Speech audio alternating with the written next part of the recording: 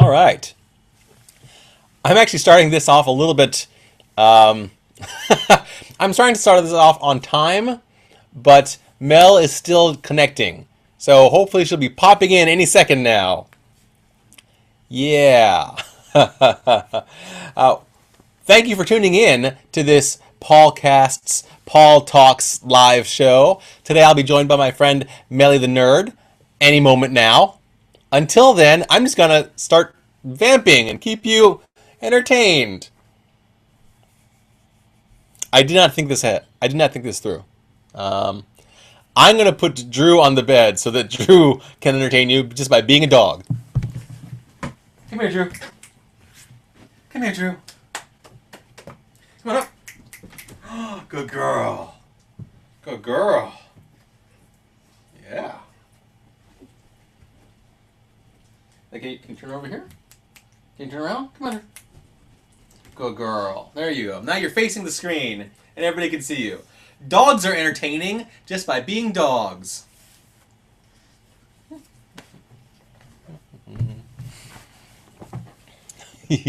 Okay, so I'll just, yeah, I'll come over here.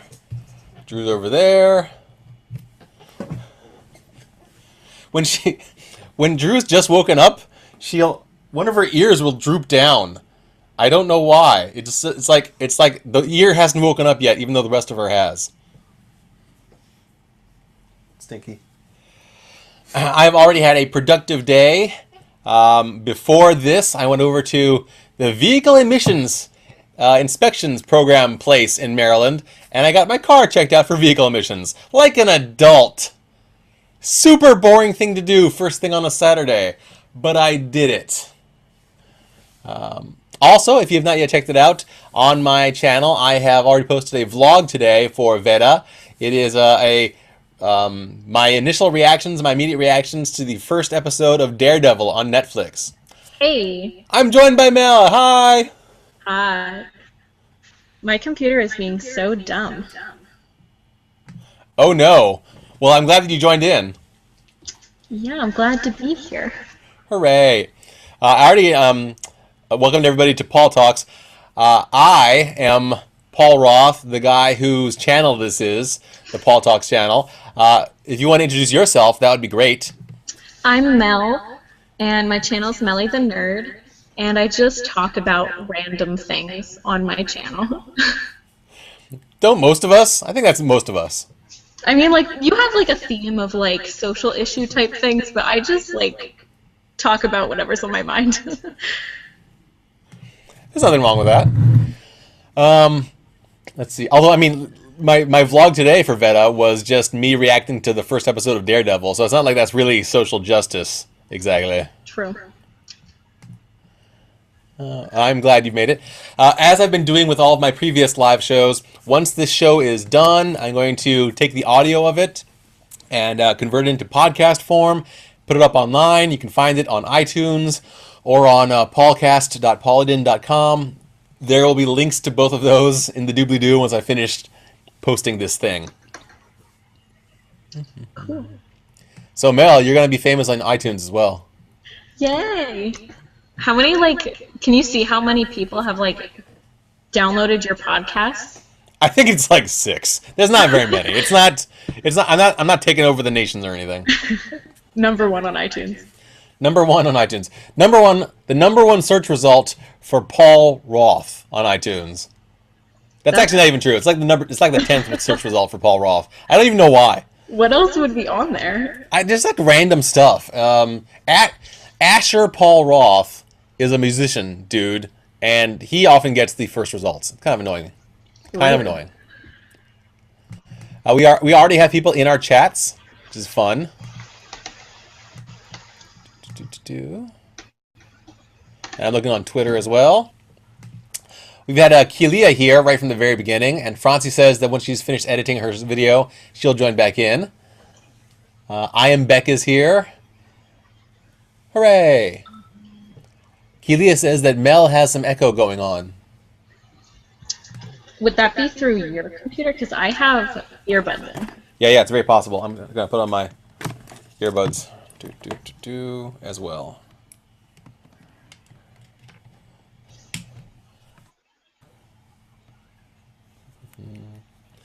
Do I sound okay? I tried. There's a couple different settings for the audio on these YouTube live events, and I tried turning on the studio quality sound settings. You sound fine to me. Great. I don't know how it's. You sound fine on mine, but. Good. Do you notice any echo? Kelia, is the echo gone? Your wife Emily has joined us in the chat. Yay! I do want to clarify, though, for those who are concerned, because I do actually have viewers and subscribers who are married to to partners of the same gender. She's not actually your wife. No, we're actually married. We're getting married this VidCon. And I think Sarah... If that legit happened, that would be like the coolest event at VidCon. But you're a liar. We should like organize a fake wedding. I think you need to, if you're gonna do a fake wedding, it has to be a fake wedding whose theme is every state should make this legal by now, for fuck's sake, basically. Yes. We should like Hooray. live stream it. You should. We should meerkat it or periscope it. Yes. Haley has also joined us in the chats. Hooray! Haley. It is Haley's birthday tomorrow, I believe. Happy birthday in advance, Haley. I'll just remember to say it tomorrow, even though I'm terrible at remembering things. I've purposefully stopped paying attention to the Facebook birthday notifications because I decided that was just too cheating. I don't like it. No, I use that all the time because otherwise I'll just forget. Because people will be like, it's my birthday tomorrow, and I'd be like, okay, cool, I'll remember. And then I realize that I've forgotten when I get that notification. And then I'm like, I can play it off as I remembered, but not really. It looks like your fake wife is agreeing to your fake wedding. We should get Sarah to like moderate it because she's the one who suggested it. Oh, really? Sarah from Probably Sarah? Yeah. That's awesome. Alrighty. So, what have you been up to this past week or so? VEDA. That's like the only thing I've been doing outside of school besides writing papers, which is fun. It is so hard to find time for anything if you're doing VEDA. I don't... like, I am tempted to just quit my job for a month to do VEDA and then go back to it afterwards. Sorry, I left for no good reason, but I had to vlog every day. Right, like, I need to catch up on Game of Thrones, because, like, I forget what happened in the 4th season, and it comes back tomorrow, and I'm, like, trying to catch up, and then I have to do, like, make videos. Well, that's not fair. Nobody can be expected to do all that. I'm catching up. I am, for whatever reason, I had kept up with Orphan Black the first season, but then for whatever reason, I just never got into Orphan Black the second season. I think I was just exhausted or whatever when it was around. So I'm watching it all now, and I'll be ready for it when it comes back for the new season at the end of the month. Yeah, I don't watch that show. Kelia says that iTunes found Classes Without Quizzes lecture by Paul Roth from UC Santa Cruz. That is not me. That is not me. Try looking for PaulCast, Paulcast, all one word. Maybe that'll work better. And we are joined by Sam Well as also. Hi, Samwell54.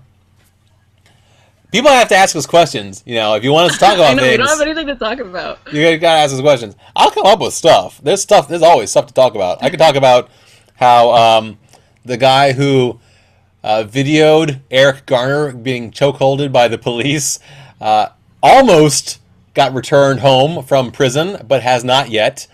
I could talk about that. It's kind of how much that pisses me off. I could talk about how Avengers is happening in less than a month. I'm excited about that. I did watch Daredevil. Have you watched Daredevil yet? No. Are you going to watch Daredevil? I don't know. I'm bad at watching things. What? I'm like extremely unskilled at watching TV shows and movies. Ask Emily. It's a problem. I know that you have yet to watch School of Rock, which is just the worst thing I've ever heard, honestly. The worst thing in my entire world I've ever heard. I'm sorry. I just never saw it. At least you've seen High School Musical. I mean, duh. That was like my life in elementary school. It was like the most important thing in the world. It still is. Emily asks, what is my job? She's curious. I am a database designer for my company. It's pretty boring to describe, but as a job, I enjoy it because I get to use my computer engineering skills and puzzle solving skills to come up with new ways of doing things every day.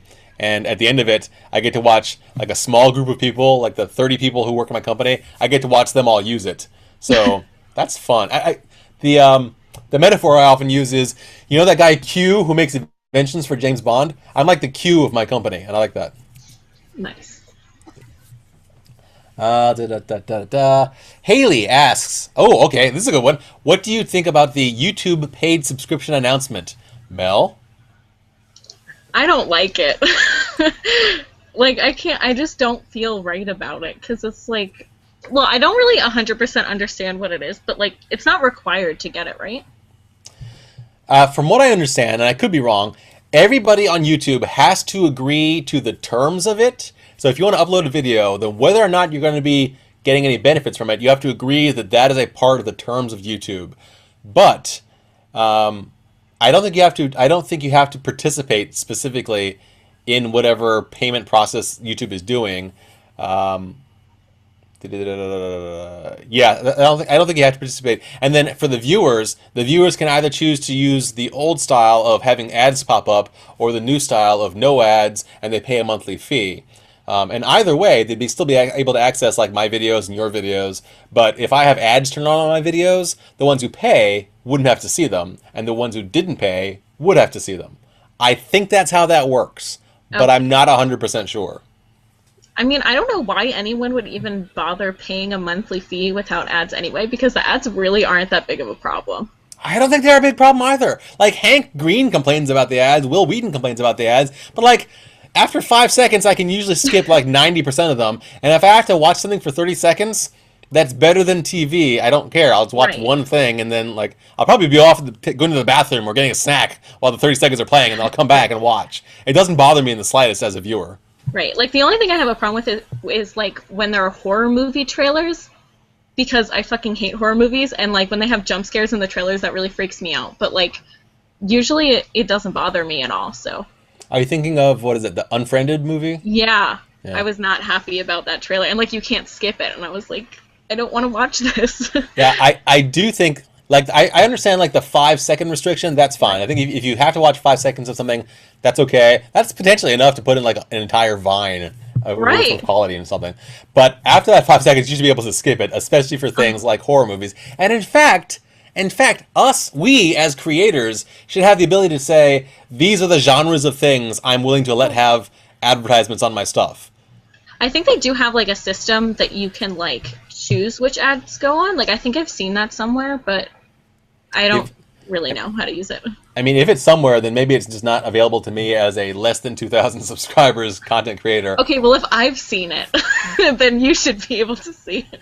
So I don't think it's that. It might be something different. Maybe not. I don't know. Because everything I've seen for monetization, I have the ability to choose whether I have like the embedded things at the bottom of the screen, or the pre-roll ads. Mm-hmm. And that's basically the only choice. Those are the only choices. I have no choice as to the content of the ads. And because Lex Croucher and many other larger subscriber people have said that they can't choose the content of their ads, I think you might have to have a special deal with YouTube if you want to get that functionality, if it even exists. Yeah, maybe. But yeah, I mean, I'm okay with it. I just don't think that it's a good. I don't think it's a beneficial idea. I don't think it's beneficial. Like, it's not gonna benefit like the smaller YouTubers anyway, so it really doesn't affect me. Like, it probably will help like the bigger YouTubers that have like a super huge fan base, but like for us, it's not really gonna make that much of a difference. I don't feel like. Oh yeah, I can't remember which one of these. There's like a Nerd Cubed channel, I think, that did a video about the negative repercussions of this system. What they basically said was that it's going to allocate more revenue toward the people who keep their viewers watching for longer on YouTube, which means that if people put up like 20-minute, 30-minute, 45-minute Let's Plays, where some people will just watch them play a video game for 20, 30 minutes, they'll make some substantial money off of this agreement with YouTube. Anybody who puts up, 10-minute or fewer videos, or like the 4-minute standard YouTube vlog type video, not going to get shit. Not going to get anything. It's beneficial to YouTube. Don't get me wrong. YouTube's going to make a lot of money off of it. Yeah. Everybody else will get screwed. But what are they going to use that for? Probably not helping us. For Google Glasses version 2.0, probably. Right. We are asked in the chat by Kelia, do you feel like a lot of shows lately are really stressful to watch? That's why she hasn't gotten into a lot of shows lately, or haven't made it to the second season of stuff. What do you think about that? Well, you don't even watch stuff at all. Oh, okay, I watch shows, just I'm very specific about which ones I dedicate my time to. I don't know, I would agree that, the end of Orange is the New Black, the season 2, that stressed me out. I was stressed out for days after I watched that, and, all of Game of Thrones stresses me out, to the point where I can only watch a few episodes at a time because it's just so heavy. So, I would agree. They're a little stressful. I also agree. I didn't even make it to the second episode of Orange is the New Black. I got so mad at Piper, the main character. I kept waiting for something in the pilot episode to make me not want to kill everybody on screen. But it did not happen. I ended up, by the end of the first episode, I just hated everybody as much as ever. Okay, but you have to get to the cool characters because nobody cares about Piper. Really, nobody likes her or Alex, but the side characters, when the episodes are based on them, it's so much better. That's what everybody tells me. That's actually what I should do is actually look up on Wikipedia the list of episodes and see who's concentrated in each episode and just jump to the ones that look good. Right. That's what I should do. No, but you should watch it. You'd like it. It's very representative. The only thing I don't like about it is that they refuse to use the word bisexual when it clearly applies to people. I'm can you just say it? I mean, you don't have to name everyone as that, but clearly there would be a few people in the show who could identify as that, or pan or something. Well, I mean that is the what is it? The traditional problem of bi erasure on TV is that they can't even say bisexual. Even Orphan Black, that has a canon trans character, they don't even say bisexual. Delphine is definitely bisexual, but Cosima refers to her as lesbian now. Come on, Cosima, come on. Yeah. Anyway, but in general, for Kilia's question, I do tend to agree, actually. I watched the first season of In the Flesh, and it was great. And I really wanted it to come back. And then the second season came back, a long season came back, and I still haven't I still haven't made myself able to watch it. Everybody tells me, my friend Bunny Hopkins tells me I need to watch it because it's such a good show. But I'm just stressed out at all the interactions with everybody and the zombies being oppressed. That's a weird thing to say. But I actually felt it was easier to watch zombies being destroyed in Walking Dead and trying to kill people than watching zombies having to deal with intersocietal prejudices in the flesh. Yeah. It's just stressful. It's stressful. I mean, I guess because that one is more relatable to society today, whereas we're not really facing a zombie apocalypse at the current moment in time. Well, as far as we know. I mean, it could be happening. Americans are pretty clueless as to what's going on in the rest of the world. A zombie apocalypse could start off in Russia, and we wouldn't know for 3 months. We would have no idea.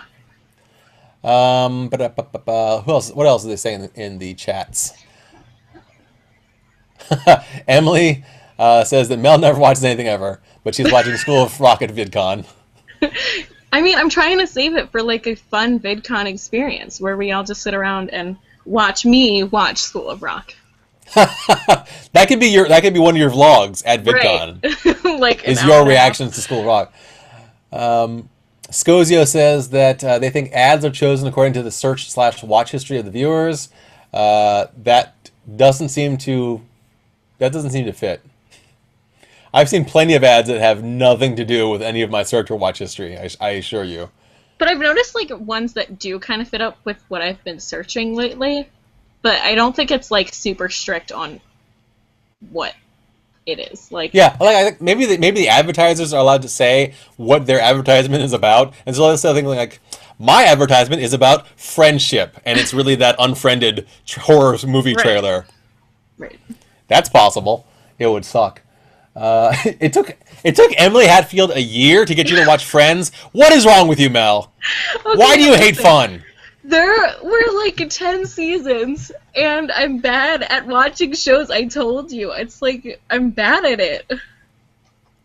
That's fine. It's just fun. It's funny to make fun of you. At least you're not one of those annoying people who's like, I'm too good for TV. I hate those. I hate that. It's just Yeah, awful. like I don't happen to like sit in front of the television for very long, just like watching TV, but like, shows are good. Who sits in front of TVs anymore? I barely even turn on my TV. I pretty much watch everything on my iPad and my computer. It's so hard to like find. Oh, that's one of the other reasons it was hard for me to watch Friends, because it wasn't on Netflix when she was trying to get me to watch it, and it's like annoying to like Google it and then try to find a high quality video of a show that was filmed in the 90s. That's a good point. That's my defense. That's a fair defense. We are also joined in the chat by Lewis Hawkline and Matt Palka. Everybody Palka! Hooray. I'm so behind on everyone's Vedas because I'm just like trying to figure out my own. I try really hard to comment on people's videos, but I don't have time for that during Veda. I've got to like watch one video, give it a thumbs up, and then move on to the next one because there's like 40 ahead of me. Right.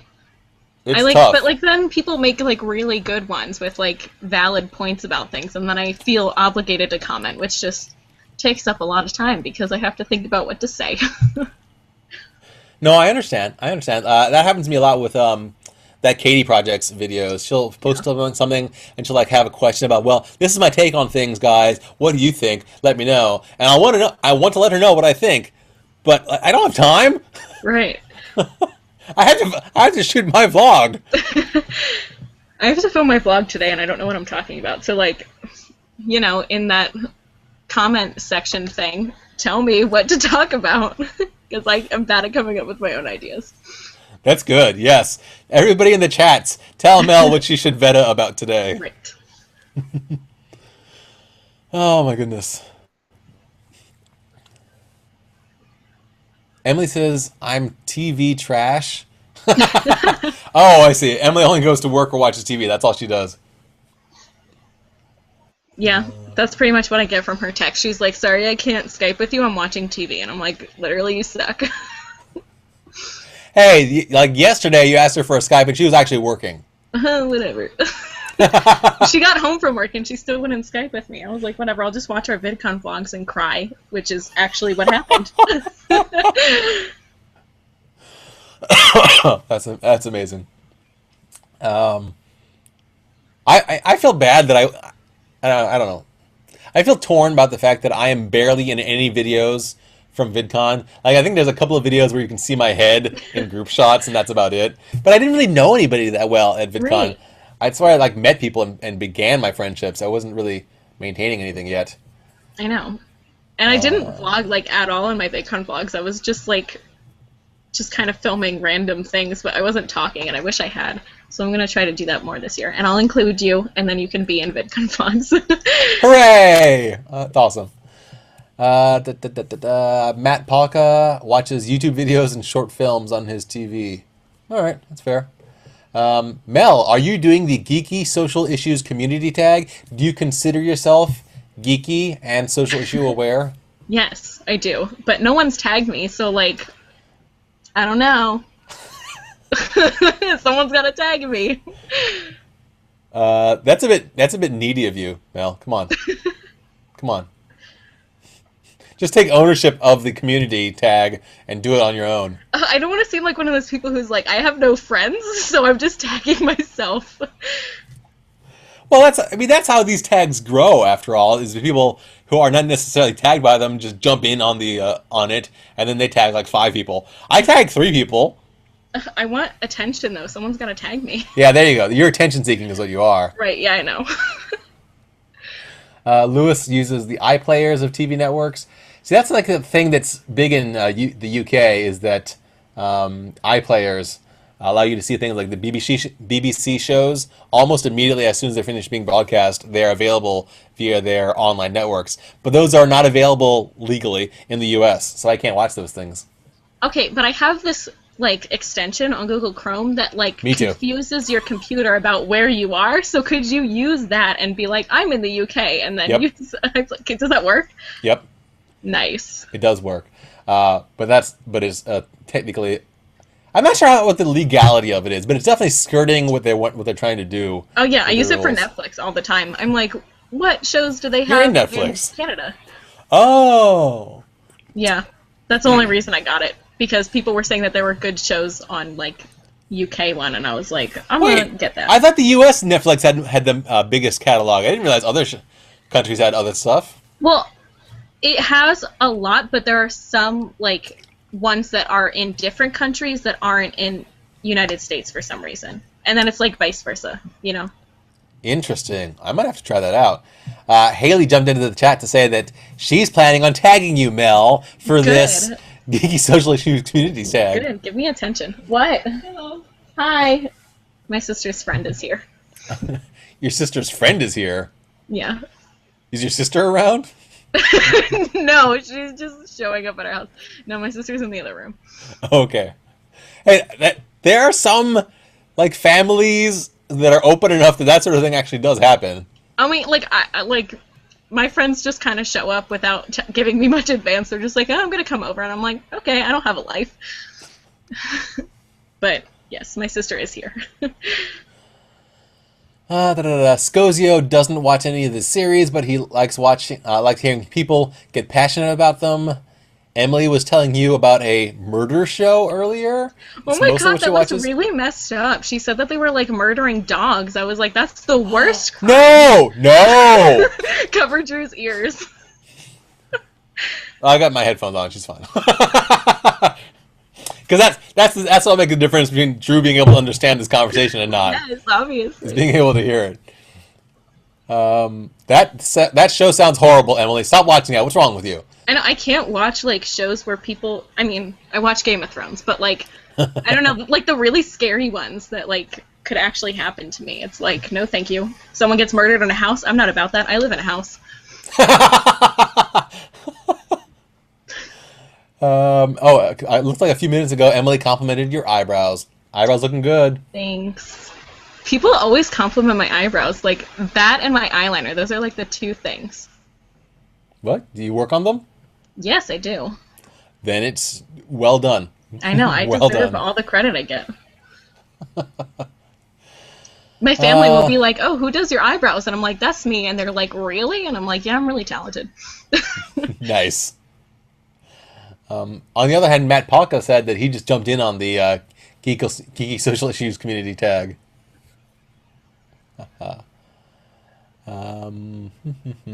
Emily's asking if it's Emily. Yes, it is.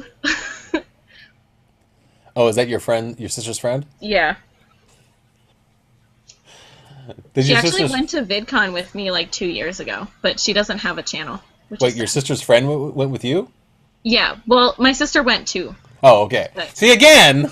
Do I have to mention these things? I don't know, because she's also my friend, but like through my sister, you feel? I see. I understand. It sounds similar to Taylor and Haley's dynamic. I'm sure that one of them is friends with people through their sister. Yeah. Kelia asked a bunch of questions. Kelia, who gives their pronoun as they, them, their. I'm sorry if I messed that up, Kelia. Veda, about zines. Zines. I don't have very much to say about zines. Do you? I'm not even really sure what that is. As I understand, zines are like kind of like homemade, folded magazines of artistic works and literary works, usually like a homespun fashion. You'll sometimes see them shared at conventions and stuff. Sounds cute. I don't know. Are there any opinions about it? I mean, it is cute, and I've been to Small Press Expo where I picked up a couple of little zines, but I have nothing to really veta about it right now. If I attended a convention where I saw them, I would do so, but I've not contributed anything to a zine, nothing like that. Do you have anything to say about gardening, Mel? Oh, I actually do, kind of, a little bit. Okay, so I was watching Rachel Winhurst or something, one of her videos about like health, and she was talking about like this app called Plant Nanny that like you water a plant when you drink water and it like grows and you like get all these cute plants, and it also helps you keep yourself hydrated, except I tried using it like really religiously for a few days and I had to pee so much, but like, you know, it helps. I felt hydrated. So that's the extent of gardening for me. I think that's less gardening and more of a hydration app. But you get a cute little plant. It's telling me I need to drink water. Hold on. Good thing I have a water bottle with me. Yeah, likewise. I actually just lie about it because, like, if you don't water it, if you don't water it, it dies. Like, one of my plants already died because I forgot to, like, hold down the button that says that you drank water. And then oh, jeez. I killed my devil's ivy. Now, I wonder why they use a plant instead of like a little Tamagotchi type animal. Because, like, plants are kind of cute, and you have to water them, like, in real life, so you feel more attached to them. I don't know. The same thing is true of pets. You have pets, Mel. You know this is the case. No, but, like, you kind of give them water in a bowl, and then they just take care of themselves. But, like, with plants, you gotta put the water in them because they can't find their own water. That's fair. Lewis corrects me and says that you can even watch some of the BBC shows live via their website on their iPlayer. That's pretty cool. Yeah, I think that I tried watching Sherlock when it came out last year through that, but I was like, I'm American, so it didn't work. Let's see here. Haley does agree that they share almost all their friends, Haley and Taylor. Yeah, I feel like the same's true of me and Elizabeth. That's funny. I mean, my sister was 2 years younger than I am, but we shared no friends. maybe it's like different sibling. What's that? Were you like different, like value-wise or something? I don't know. I mean, to be fair, I just wasn't much of a friend person in general, all the way through high school. So that it might be all on me. I don't know. We had very gender conforming lives as kids all the way through high school. Like I was mostly friends with guys, even though I didn't actually like any of the guys because they're all disgusting. But it was like I was supposed to be friends with the guys, so I hung out with the guys in my neighborhood. Similarly, I think my sister pretty much made friends with everybody, all the girls around her age in the neighborhood. Yeah, it was a really boring life. It was sad. I'm glad that I am way out of high school. Let's see here. Not to rub it in you. Not to rub it in for you, Mel. Sorry. Still got like a year and a few months. Yeah, but your schooling is so much better than my schooling. My school years sucked. My school years were all like freaking wonder years. Everything was so vanilla and heteronormative and conservative. So you probably actually have like peers who know what's up with social issues. I mean, some of them. Not all of them. Most Really? of them don't. I mean, Man. not the people that I associate with usually, but like in general, my class is pretty terrible. That sucks. Yeah, it happens. I just hate everyone. I just silently just think of bad things to say to people and then don't say them. Because I'm a good human. Is that what makes a good human in your eyes? Is not saying all the horrible things that you want to say, Mel? Right, because, I don't want to make them sad. Doesn't that just make you a liar? No, I didn't say I wouldn't go to them and be like, you're a good person. Because that would be lying. But, like, omitting information, that's not lying. Uh-huh. There's a phrase called lie of omission, Mel. Yes. Lie of omission. I am pro at that. Okay. I do it all the time. That's good. Haley agrees with me that you're defeating the point of the app by lying to your plant nanny, Mel. Okay, but here's the thing. Like, it doesn't account for how many ounces are in things. It just, like, does percentages. And I'm like, this is, how many ounces is this? This is a liter of water. And if I drank all this, it'd still be like, you need to drink, like, 5 more glasses today. And I'd be like, why? So I disagree with the app, but I want the cute plants. Wait, isn't a glass of water typically just 8 ounces of water? Can't you just do some maths? Yeah, but it, like, I don't know, it's weird. You get it and deal with this, okay? It's annoying. I'm excited to say that we are joined by Katie Grunhagen in the chat. Katie, I think this is our first time in the chat. Hey. We're going to have all the static cadets joining us eventually. Gosh. Yes, let's get them all in at the same time. That would be cool. Where's Kika Marie? Somebody tweeted Kika Taylor? Marie to get in Taylor's here. here. Where's Taylor? Taylor's probably riding a horse. I follow her Instagram, and it's like she's like doing band stuff, school stuff, or riding her horse. She's just too cool for me. Like, she does everything. Very cool. She got on her Instagram. She got like a short buzz cut apparently. I saw that, and she was like, "It's Miley," and that just like ruined me because Miley's my favorite human. Aw. Blah, blah, blah, blah. Speaking of Katie Grunhagen, she said that you should do VEDA about how you make your eyebrows so hella. I already did them today, though, and I have no idea. I really don't. I just, deal with them. Understandable. Kelia asks, do you know about / do anything about International Sibling Day yesterday? I posted a picture on Instagram and didn't say nice things because I agreed with Elizabeth that we weren't going to say nice things about each other.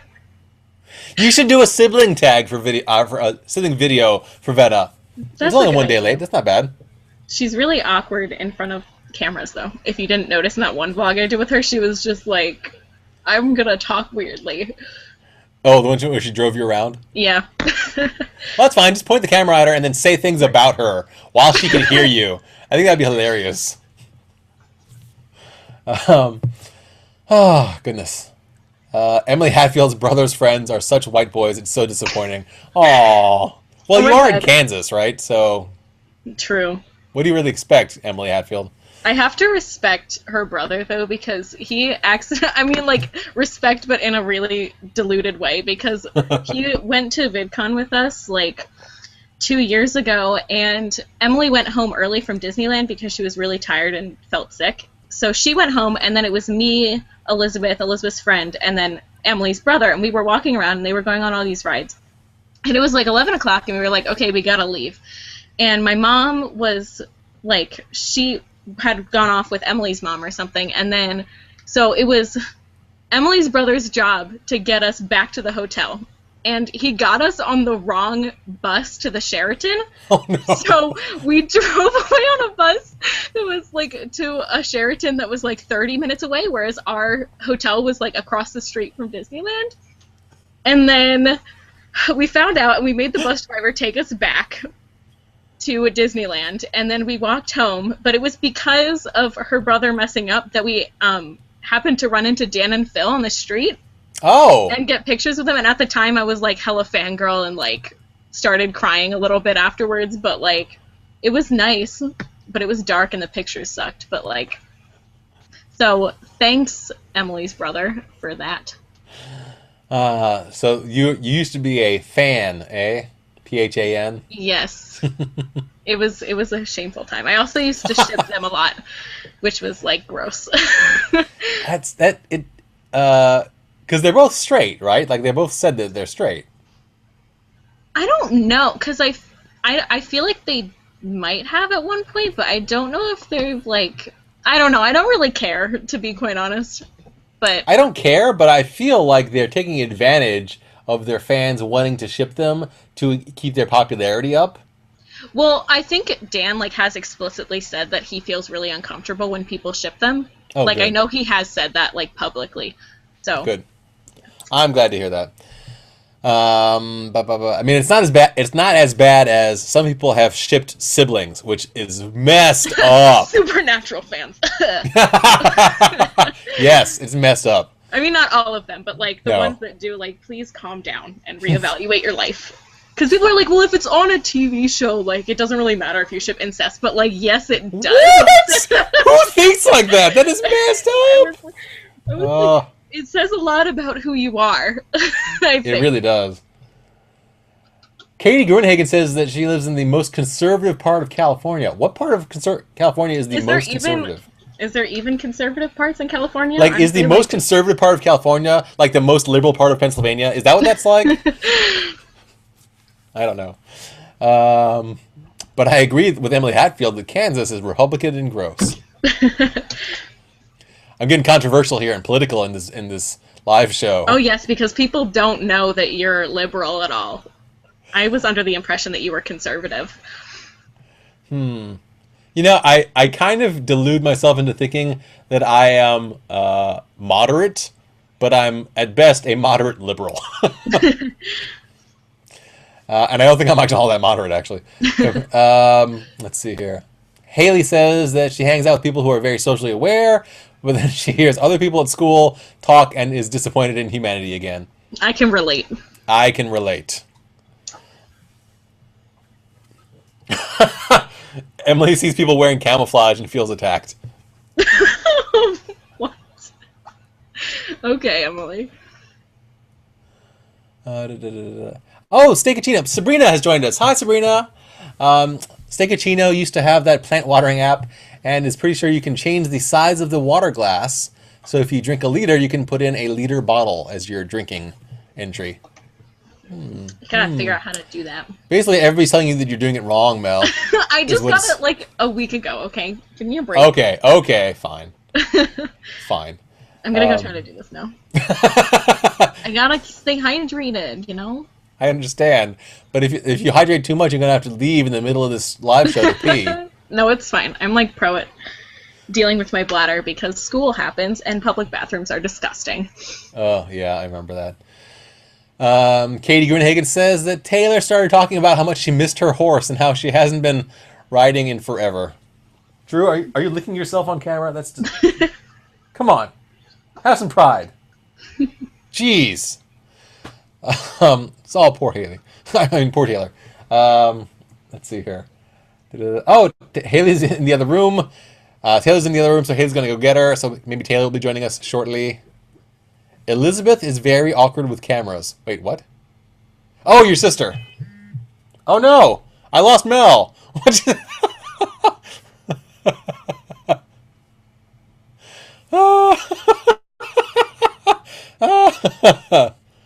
Oh, man. House Lannister. I'm not even sure what that means. I wonder what happened to Mel. I wonder if she'll come back. I hope so. Emily says there's only maybe 2 other liberals that she works with. So when other people at work say problematic things, they just should talk together. That's good. Oh, the Central Valley. The Central Valley of California is conservative as fuck, and it's terrible. I am sad about that. I am sorry that the conservative area of Central Valley exists, basically. I'm sad that it exists. Taylor has joined us. Come back, Mel. Mel is tweeting at me. Come back. Oh my goodness. Let's see here. And anyway, hi Taylor. I like your hair, as I saw on Instagram.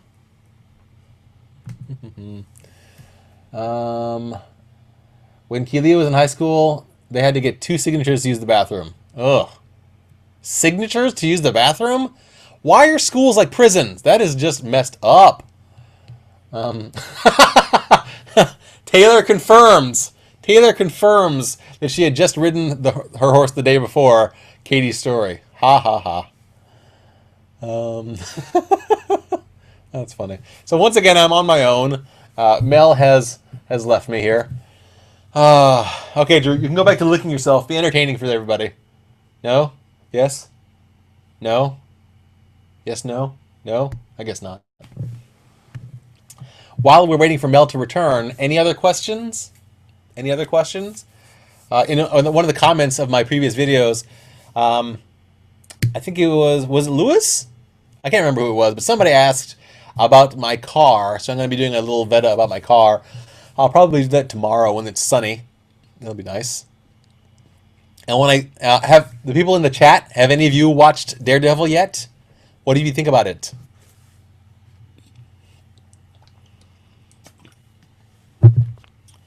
Whew. I'm also feeling very full right now because after I got my vehicle's emissions tested, I stopped by a Baja Fresh and got a huge burrito and then also a side of guacamole. I am full of guacamole, basically. I am full of guacamole right now. Come back, Melissa. Where are you? Let's see here. Kelia says, oh, this is awful. Keely said that they had to get a signature from their teacher when they went to go to the bathroom, and then they would go to the bathroom, and then they'd come find an administrator to timestamp that they went to the bathroom. That is come on, that is awful. Katie says that I should VEDA about my dog. I did VEDA about my dog once. I gave her a bath. There's a video about that, and she was pretty cute in it. But I can VEDA about her again. Dogs are always good. Let's see here. Kiku Marie in the Twitter says that she's going to be teaching guitar pretty soon and won't be on until 12:30 p.m. Pacific time, which is 3:30 p.m. our time. I think that we'll be wrapped up before then, is my guess. I think that we'll be wrapped up. Mel only wanted to do this for an hour or two, and is trying to reconnect, according to Twitter. mellythenerd is trying to come back and join us. In the meanwhile, I'm continuing to read the chats and respond to y'all. Sabrina asks, how can I motivate myself to finish cleaning out my apartment so that I am ready for the movers tomorrow, Paul? I shouldn't even be in this chat. Finish moving, cleaning out your apartment. When I would move, I had to do this thing where I'd make a game of each section of the things that I wanted to do. Like, rather than going from room to room and finishing up the whole room, I would try to say, well, I'm going to take care of all the linens. And I'd go and I'd take off all the linens from everywhere there were linens and wrap them up and put them in boxes and put them away. And then I'd say, well, I'm going to take all of the, books. And I get the books from the living room and from my room and the guest room, and I put all the books together into boxes and get them all out of the way. I felt like, for whatever reason, it felt like it was easier to pack up like groups of things and get those sorted rather than packing up entire rooms and getting those sorted. Taking on an entire room just feels daunting. Yeah. So that's my recommendation. Think of packing up and organizing groups of things rather than spaces. Matt Palka had to get agenda time stamped in school. Emily Hatfield had to get a signature to sign their agenda before being free to pee. Oh my goodness. Kelia suggests to Sabrina something that is called Unfuck Your Habitat. I'm guessing that's like a website or an app with cleaning challenges to get ready for moving, checklists, stuff like that. Mel is going to try restarting her computer. Oh, technology. Technology's rough. When I tried to do a live show with my friend Ruby on her channel just a little while ago, she had some difficulty because her Chromebook was not fully up to the task of handling live shows. Even this Mac, I'm using Chrome as the web browser. Yeah, I have a fast computer, and yet I have to turn off all of my browser plugins and restart my computer before I start these live shows, or else I start to time out and get like jitters and stuff on my screen as well. Let's see here. Emily asks, Paul, what are some things that she needs in her apartment when she moves to LA because she's never lived alone? What did I need when I... Okay, so I'll try to list a couple of my essentials. I live alone. A couple of my essentials are a water filter, because I'm never sure what the water is going to be like anywhere I move to. So I always have a Brita water pitcher with filter in it. Toaster and rice cooker, because when I have no money at all, I can still usually buy bread and rice, and those make up a lot of meals. What else? I wouldn't worry too much about chairs and tables and stuff like that, because most places that you'll go to will have some sort of counter. If nothing else, you'll have a counter in your kitchen that you can eat over. Obviously, you're going to need a bed. A lot of places don't have built-in closets. in Baltimore, it was the case that very few places that I moved to in Baltimore had really significant closets. I had maybe like this much closet space, and I had to squeeze everything into that tiny closet. So when I was in Baltimore, I had freestanding wardrobe things, basically just like rods on top of rods on top of wheels, and I would just hang up all my stuff on the freestanding wardrobe things. You might need one of those. That is all I can think of off the top of my head. It's really... Sometimes I'll even do this when I go on vacation. I love my pillow. It took me a long time to find a pillow that I really, really liked and found really, really comfortable. I take my pillow everywhere. I know Hitchhiker's Guide says towel. I say pillow. Pillows are very valuable. So those are my initial suggestions about what you should have in your apartment, Emily. Matt Palka, do you have any travel tips for VidCon? I am a travel moocher when it comes to VidCon. Last year, I had no transportation of my own, so I found if there were any of my friends who'd be willing to drive me to and from the LAX to Anaheim, and my friend Peter of Go Verba Noun, he was generous enough to drive me both directions. He picked me up from the airport and took me to VidCon, and then at the end of the day after Disney Day, he took me up from VidCon back to LAX. It was great. So, if you don't want to spend a lot of money on transportation, find a friend off of whom you can mooch a ride. I might be mooching a ride off of Emily this year. Right, Emily? Not both directions, just from LAX to VidCon. And then after VidCon, I'm going to be hanging out with a friend who'll be taking me back to the airport after we hang out for a while. Food. Food is important. And if you have any sort of dietary restrictions, it would not be a bad idea for you to pack some food with you to go to VidCon. There's a lot of stuff that's within easy walking distance. Denny's is within easy walking distance. I think P.F. Chang's might be within easy walking distance. There's a 7-Eleven right there. But as somebody who mostly eats vegan, I took a lot of Lara bars, and they were almost all gone by the end of VidCon. Yeah. Let's see here. So those are my quick travel tips for VidCon. Oh, also, we all come from disparate places, most of us. So I had to remind myself very purposefully to take light clothes and shorts so that I could not burn up in the heat of California for VidCon. Remember to take clothes that are lighter for VidCon, even if you're coming from a cold place. Let's see here. Kat Young has joined us in the chats and says they finished covering themselves in tomato sauce whilst cooking. So we've got a tomato pie in the chats. See, now if Mel were here, that would be funnier. Hi, Kat. Welcome to the chat. Welcome to the show. Pardon me. Kelia says, if we were talking about practical life stuff, does anyone have tips for meal planning / cooking ahead / planning food so the vegetables don't go bad before you use them? I've been living on my own for a couple decades now, and my vegetables still, like 25% of that time, go bad before I use them. I have no tips for you. Sorry. Emily says, though, that she has a friend who freezes veggies and fruits. That's good. That's good. Oh, Emily confirms. Emily is going to give me a ride to VidCon. Yes. Woo! Thank you, Emily Hatfield. What else? What else? Sarah asks, where's Mel? Yeah, Mel's... Yes, Emily confirms that we just watched Mel die on screen. Mel died during the show, and the murderer also killed her dog, which I think was just insulting. You don't need to kill the person's dog after you killed the person. That's just rude. Oh, and bring sunscreen.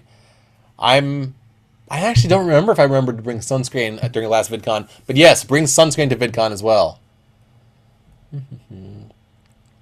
Matt Palka suggests bringing a power strip. I actually have one of these.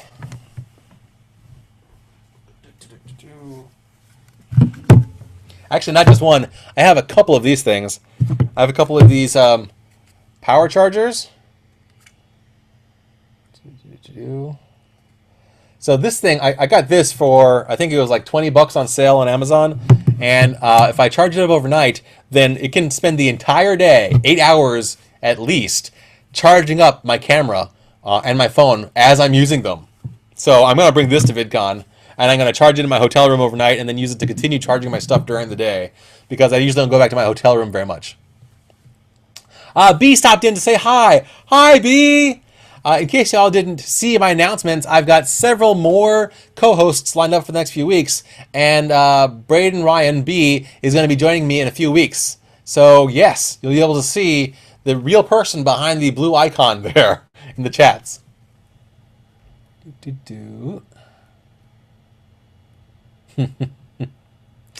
Cat's Kitchen also got covered in tomato sauce, so it was a fun time.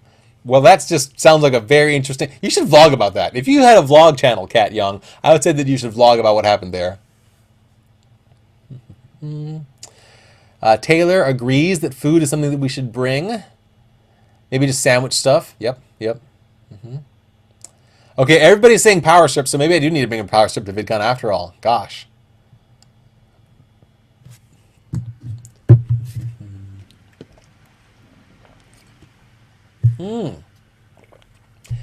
Steakachino says that when your vegetables start to get a little bit iffy, make a stew out of them, because then the texture of the not fresh vegetables don't ruin it. That is a good idea. Cat Young seconds it and chimes in, or make a curry/chili or something else like that. That is a good idea. I could make stews and soups out of my going bad vegetables, and then I could freeze them. Yeah. And have meals later. That's nice. That's cool. How practical. When did my show start becoming a practical show? I don't even know. Oh, Mel. I wish you were back here joining me. Let's see. Sarah also says that make sure to bring water to VidCon. It seems like an obvious thing, but if you forget to eat too, then you will get dehydrated. Yes. Maybe Mel's Plant Nanny app will help her remember to stay hydrated at VidCon as well. I didn't have any problem staying hydrated at VidCon. If anything, my biggest problem at VidCon was finding time to go to the bathroom, because I would spend most of the day running from one panel to the next and getting in line for the next panel. So I didn't have any time to get out of line and go to the bathroom between the panels. I remember at one point I was like on that outside roof veranda thing waiting for one of the panel rooms, and I actually had to eventually give in and just ask a stranger, please, can you hold my place in line? I'm going to run to the bathroom and come back, but I don't want to miss out on this panel. And that's what I had to do. But I don't think there's anything I can really recommend for that. I'm not going to recommend that you bring a catheter bag or anything for VidCon. That would be messed up. Yeah. Hydration.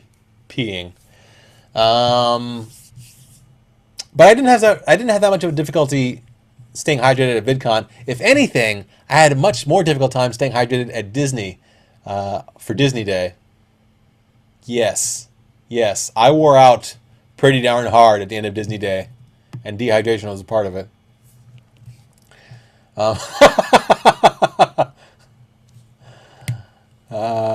Sarah suggested bringing a small bucket.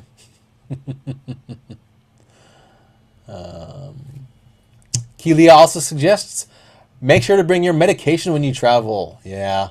I try to remember to bring allergy meds and PM headache medicines so that I can sleep if I have a headache or if I'm feeling just broken by the day. That helps. Yeah.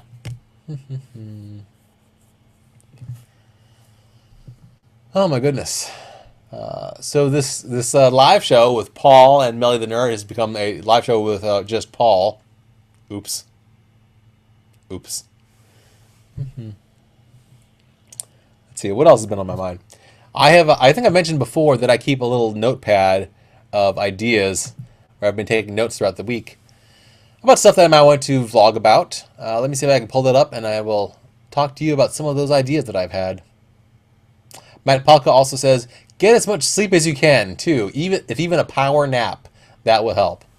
That's a good point. Although, it's hard for me to get going again after naps. Like I think one of the evenings of VidCon, maybe one of the first ones, I tried to take a nap after the panel and thought that I'd go back out to like the musical concerts that night. I did not. I got back to my hotel room, lied down for a second, and I was out for the rest of the night. Oops. I might have been able to do that better if I had like a roommate, but I always stay by myself, so no roommates to help me out.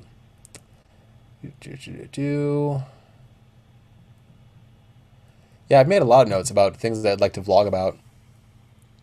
Anything recently? The vlogger Ella Welly did a video about being a feminist versus not being a feminist. I thought I might do a response to that. Hey, Mel's back! Sorry about that. I don't know what happened. My goodness, that was like a quarter of an hour. I know. I was like, okay, well, I'll restart my computer, and then my computer decided to take forever to restart, and then I like kept trying on Google Chrome and it wasn't working, and I almost resorted to Internet Explorer, but then Google Chrome fixed itself. So. Well, welcome back. I've been trying to keep this going, but it was not as fun without you. Sorry. It's okay. We've been talking about things you should bring when you're going to VidCon. Do you have any suggestions? Okay, literally, I don't care how much money it costs. Buy an SD card with a lot of space for your fucking camera. Because the first year of VidCon, I had like an 8 gigabyte or something, or like 4. What? And I had to like delete. It was bad, okay? I was like 13 though, so it's fine. And I was like trying to take pictures or something, and then I had run out of space, and I was like, okay, well, I'll just put them on my laptop, then take care of it. Except in doing that, I somehow managed to delete every single video from my camera, and I started crying. It was so sad. And I had like this really good video of me meeting the Lizzie Bennet Diaries cast, and it was like so, because I had it like on my chest while I was like walking up to the thing, and it got their faces so well, and then the video got deleted, and I hated my life. Oh no, I would be really upset as well. So now I have a 32 gigabyte one, so I'm good now. That's but good. That was very distressing. I mean, that's a pretty good recommendation for vloggers in general, not just at VidCon. But yeah, I keep an eye out for the daily deals on Amazon, and every now and then they'll have a daily deal with it about memory sticks and memory cards. So whenever I see something that's like a 64 or 32 gigabyte card that's 50 cents per gigabyte or less, I'll just get it. Yeah. Like $16 for a 32 gigabyte card, I'm gonna get it. That way, so right now I've got a 32 gigabyte and two 64 gigabytes and like an 8 gigabyte. So I've got lots of cards. I'm usually pretty good to go. And last year I remembered, so I'm going to make this recommendation, I remembered to clear out my SD card before I went to VidCon. Yeah. Because I've been to other events, like not even a YouTube event, just like other things I wanted to videotape. And I've arrived at the event and my card is like 75% full. Foolish. Why didn't I back that stuff up before I left? So yeah, clear off your SD cards as well. Extra batteries is probably also a good idea. Like I said, I've got a little portable power charger thing, but even if and then everybody in the comments recommended bringing a power strip to VidCon. Good idea. But if you have an extra battery that you can carry around with you, that's helpful for your cameras.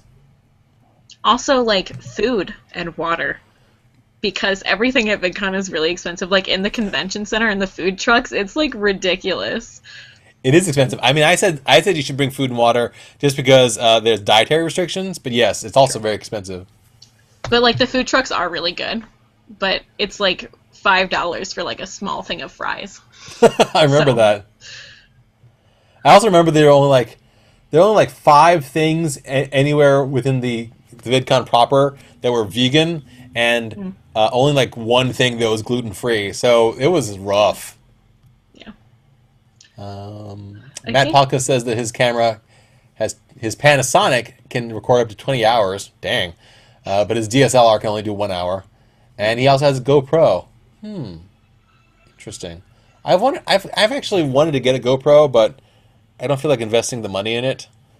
I don't know. Sarah needs to get a better SD card. She can only record 20 minutes at a time. Yeah, don't do that to yourself. Just Get another SD card. It's not good.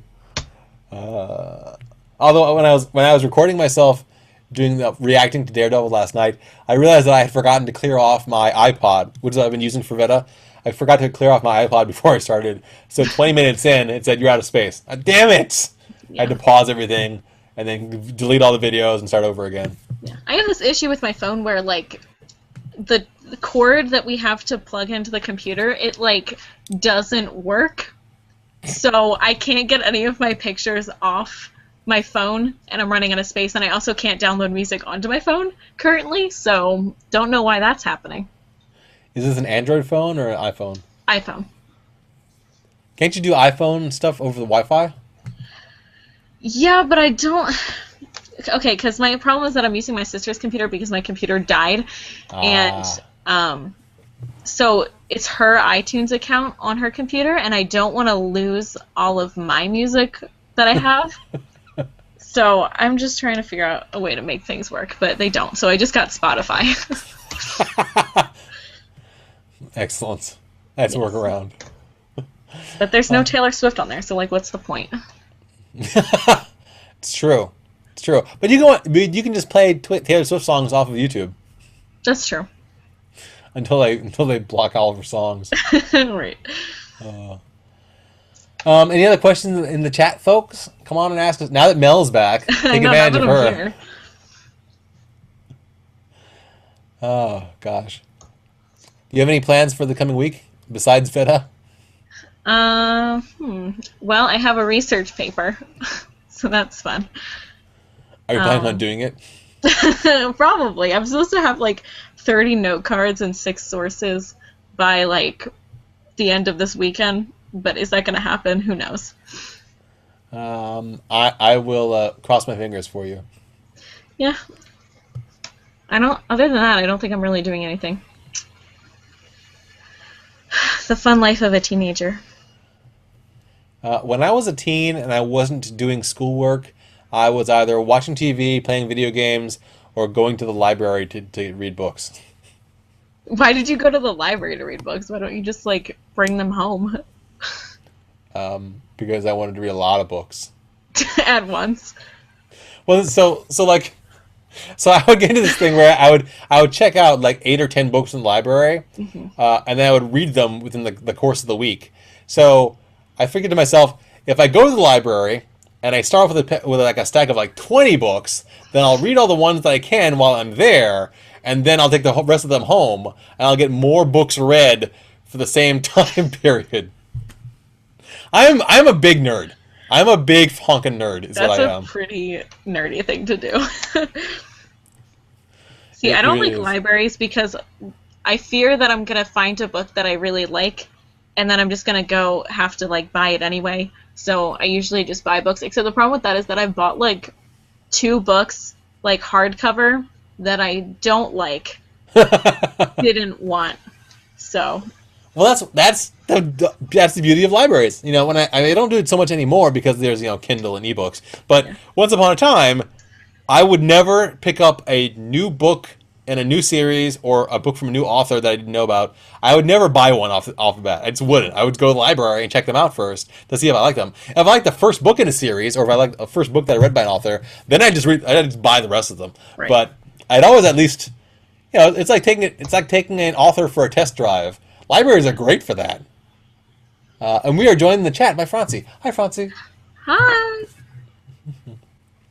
I love that the community of people who watch my videos have really gotten to know who each other are. I think that's awesome.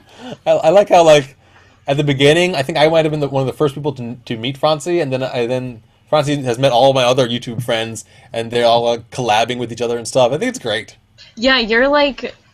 live stream a few weeks ago, like, I didn't know any of the people who were on it, and I was like, I'm scared and intimidated, and now I, like, follow all of them on Twitter, and they're super cool and fun to talk to. Aren't they? They're great. You have some great people. Well, the nice thing about it is that I don't hide what my agenda is. Yeah. My agenda is being geeky, like being like loving all the YouTube friends, and talking about lots of social issues. So if you stick around long enough to get involved with any of my conversations, you're probably going to like one of those or multiple of those things as well. Yeah. And that makes for good peoples. Kat says that Abe Books, ABE Books, is your friend for selling books. It's good to remember. It's good to remember. So you could sell those hardbacks you don't like, Mel. Yeah. Well, I blame Emily because she told me that the books were really good, and then I read them, and I was like, ew. And then I just time for divorce. In my friendship. Divorce. Right. Sarah says on Amazon you can read the first chapter of books online. I have done that. And that has kept me from buying some books, and it has encouraged me to buy other ebooks. That's a good one. I don't believe in judging a book by its first chapter, though. The phrase is judging a book by its cover, Mel. That's the phrase. Okay, but like in TV shows, right? If you judged like Doctor Who off the first episode, yeah, you no, that's fair. It. So fair. Like I feel the same way about books. I literally did that with the first episode of Orange is the New Black. So yeah, you should like give it another try. At least watch the first season. It only takes a few days. I guess. But Haley agrees with me. Haley never buys books unless she's read them first. Always borrows them from friends and then buys them if she likes them. Yeah. I'm just really impulsive at Barnes & Noble. I just like can't do it. And I mean that's good for all of the authors of the world. Right. Your like, impulsiveness. I'll see a book and I'll be like, someone mentioned that on Tumblr. I'm gonna buy it, even though I have like no idea what it is. I did that with The Book Thief, actually, which turned out to be my favorite book. So clearly these are like some perks of being impulsive. But I just like literally had seen someone say, this is a good book. And I had no idea what it was about, so I just bought it. And it turns out it was about the Holocaust, and I had like no idea. But it was actually like really good. Fave book, would recommend. The Book Thief. Good to know. Holocaust, you say? That sounds like fun. No, it's like it's fiction, but the author, like his parents were he's Australian, but his parents had like been in Germany at the time, I think, and they had all these stories, and then he like kind of used some of the ideas and like made the book out of it, and I thought that was cool. And it was the writing is like I can't talk about this book. It like stresses me out. It's so good. I think I did a review on it like a few years ago, I think. If you want to go watch one of my really awkward book review vlogs. Ooh, were you part of BookTube? That's kind of the direction I was going in, because I watched like a bunch of booktubers, and then I just like I'm bad at reading.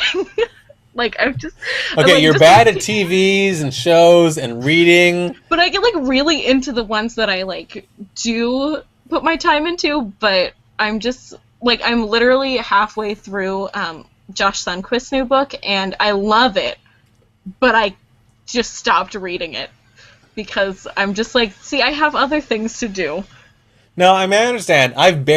Before getting into vlogging, I would read all the time. I'd read like at least a book a month, if not a book a week, which is a lot for someone who has a full-time job. Right. But then I got into YouTube, and now I'll read like 2 or 3 books a year, if that. It's awful. Yeah. But I'm always like, I have YouTube videos to watch. Oh my god, I did this thing that was like, I saw like it on Tumblr or something, and I was like making a poster of like books I've read in 2015, and I thought that was going to motivate me to read them, but it's like April and there are like 3 books on there, and 2 of the books were for AP English. So, and one of them I didn't like the one that I read for pleasure, I didn't like that one. So I'm really not accomplishing anything. Well, at least you like the books for AP English. I mean, they were okay. I didn't enjoy reading them for AP English, but they were nice books. Oh wait, I can add more because I have read more books since then. But you should do that. We are joined in the chat quietly by Nicole Ponzu. Hi, Nicole. Nicole was really nice to me at VidCon. She was somebody else I had met online because we were both vloggers before VidCon, and then when I arrived there, you know, like most of the people I saw at VidCon, we kind of either mutually recognized each other, or I said hi, whoever their name was, because I wasn't as well known as they were. But like a few people recognized me first and said hi to me first, which is really cool. Nicole Ponzu was one of those, and I love that very much about her. Thank you, Nicole. One of the other ones was Ashley Mardell. Like I was just sitting there like eating a burrito or something, and Ashley was like walking by, and then she like stops, and she comes back. Paul, is that you? Ashley Mardell was the one person that like I wanted to find at VidCon but could not find. Like I was trying to find all these small YouTubers that like I could like find and say hi to, and I pretty much accomplished all of them except for Ashley Mardell. It was a sad time. She was pretty easy to spot, I think, the first day of VidCon, but I feel like maybe it was overwhelming for her because I didn't see her very much. And then in like the post VidCon vlog reviews that I did, she seemed to just like hang out in hotel rooms, and that's about it. She kind of like seemed to duck under the radar for VidCon a lot, which I understand. I mean, I was every single minute of VidCon, my first VidCon, I was on the brink of having a breakdown and running away because there was just too many people. Yeah. But I powered through it, and it was rough. Francie has accused both of us of being fake geek people because we don't read enough. Listen, I love reading, okay? It's just, I'm so, like, I love books, and I want to write. The thing is, like, I call myself a writer, but have I written anything this year? No. So it still counts. Do you do NaNoWriMo? Like, define do. So you're aware of NaNoWriMo? I have attempted it 3 times. Have I gotten farther than the 4th day? No. Oh. I thought this was going to be the same. Like, I thought VEDA was going to be the same as NaNoWriMo. I was like, there's no way I'm going to be able to make it longer than I did with NaNoWriMo. But I have. But talking is a lot easier than plot words that sound good onto computer. I like that you mimed that out as if we couldn't hear what you were saying and understanding your words. I'm Italian. I talk with my hands. For those of you who are listening to this on podcast, Mel started off by like pointing at her head, plot, and then like gesturing out of her mouth with words, and then made typewriter motions with her hands as we're typing them out. That was amazing. That was like, I am just so good at speaking. Like, my words are so fantastic that I feel like adding hand motions will make them even better. You are very good at words. Everybody in the chat has agreed that The Book Thief is amazing, apparently. Thank you for your agreement. I agree. Matt Palka says that we nerd over astronomy. Who nerds over astronomy? Is that you? I do. I don't know if you do. I mean, I nerd out a little bit over it. I don't know if I nerd out very much, enough to be notable. It really messes me up. Like. Oh, yes! Your Interstellar freak out earlier this Oh my god. I was messed up before that, just being like, why is the universe so huge? And then I watched that movie and I was like, but can we prove this wrong? No. So basically, I'm just really messed up. I actually got the DVD to watch that again because I said I wasn't going to watch it again this year because it was too much. But I'm going to because it was a fantastic movie. I still have not seen Interstellar. I didn't see what you're not a real geek, I've decided. You know, I came here to have a fun time, and honestly, I'm feeling so attacked right now. Oh my god. You need to watch it. It's so good. What is the premise of Interstellar? What's the idea? Okay, it starts off like really weird, and it's basically like a kind of like a reappearance of the Dust Bowl.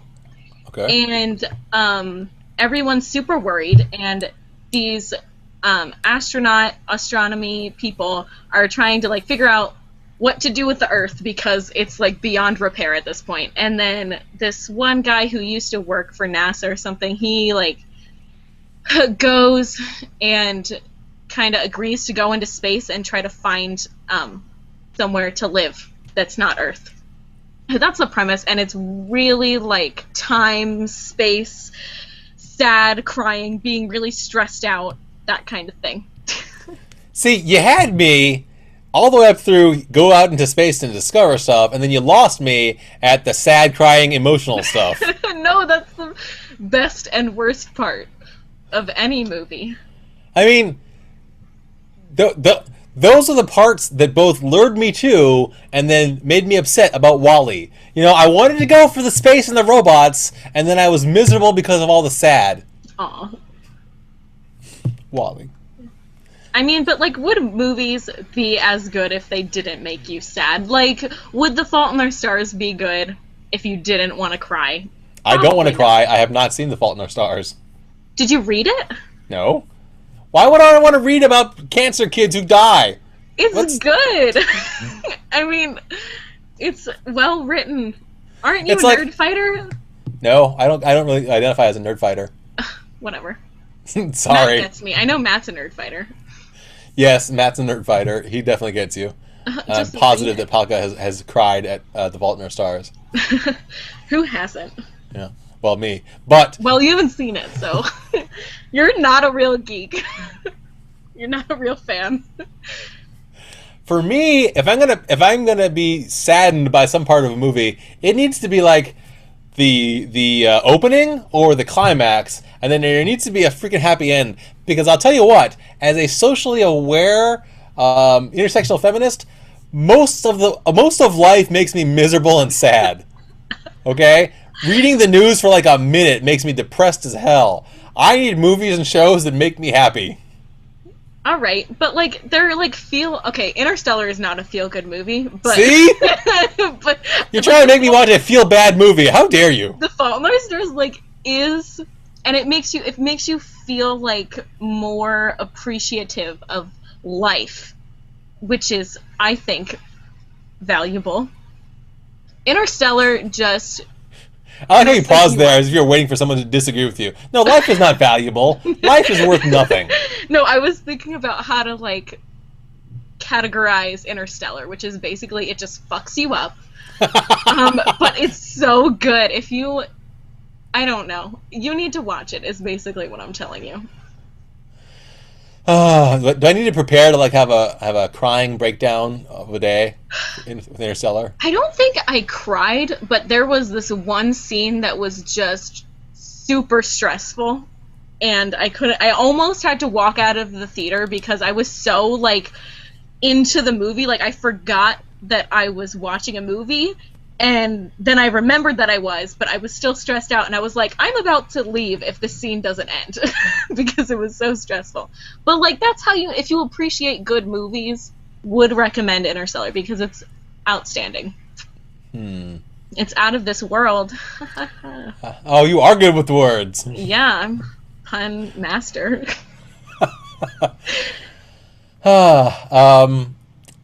Sarah says that she doesn't like Interstellar, but does like Big Hero 6. I agree. Okay. Big Hero 6, Baymax, I can't yell at you because I haven't seen Big Hero 6 yet. Oh! Like, okay, I really, really wanted to see it, but, like, movies cost money and time, and that would require someone taking me, and all of my friends are lazy, so. I see. Okay. I think Big Hero 6 is out on DVD now. Oh, yeah, I think it is. Emily is trying to tear me a new one because she says that Tiffios is her favorite book. It talks more about what it means to be alive than what it means to die. You feel me? Well, I feel you, Em. I feel you. That's what I was trying to say. Apparently, Ms. Hatfield's next tattoo is going to be a Tiffios quote. True. Interesting. But that's the other thing, though, is that all the Tumblr posts I've seen about Tiffios make it seem really freaking obnoxious. Like, all the dialogue makes me want to slap people. No! Like, what? Okay, if it's the okay thing, like, that happens, like, once. Like, it's not as big of a deal as people make it out to be. I don't know, the what is it? Finding an infinity in a certain number of days thing. But the thing is, those aren't the best parts of the book. Like, so the best parts of the book are the parts when they're not talking? No. I don't know. It's just freaking read the book. Then you could give me your opinions on the dialogue, okay? Okay. Francie said that the okays are always thing really annoyed her. I mean, like, they're not the best part.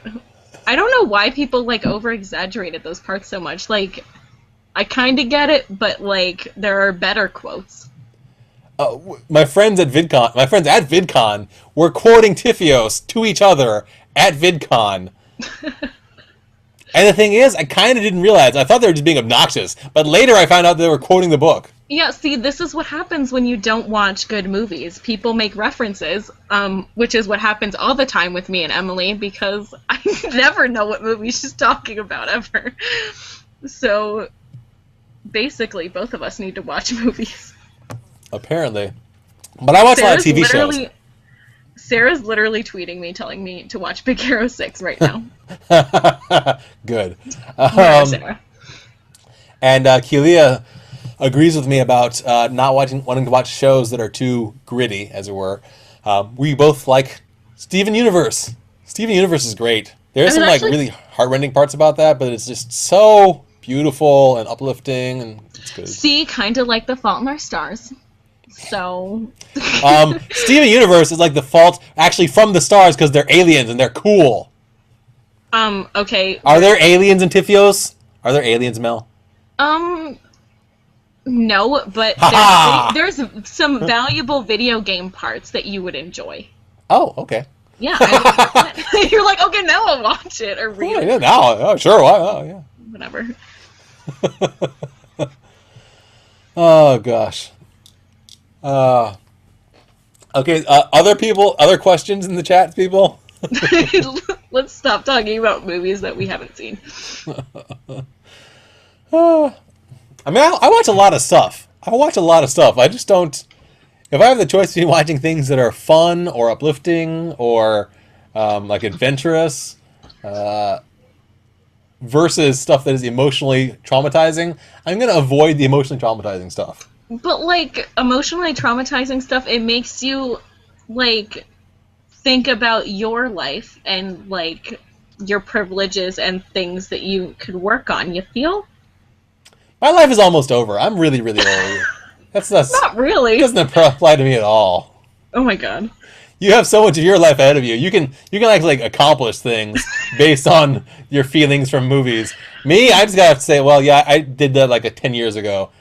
Too late for me now. I promise The Fault in Our Stars is a valuable movie to watch. And Interstellar just makes you think about space, which is fun and also stressful, but in a good way. You know what made me think about space and was fun? Guardians of the Galaxy.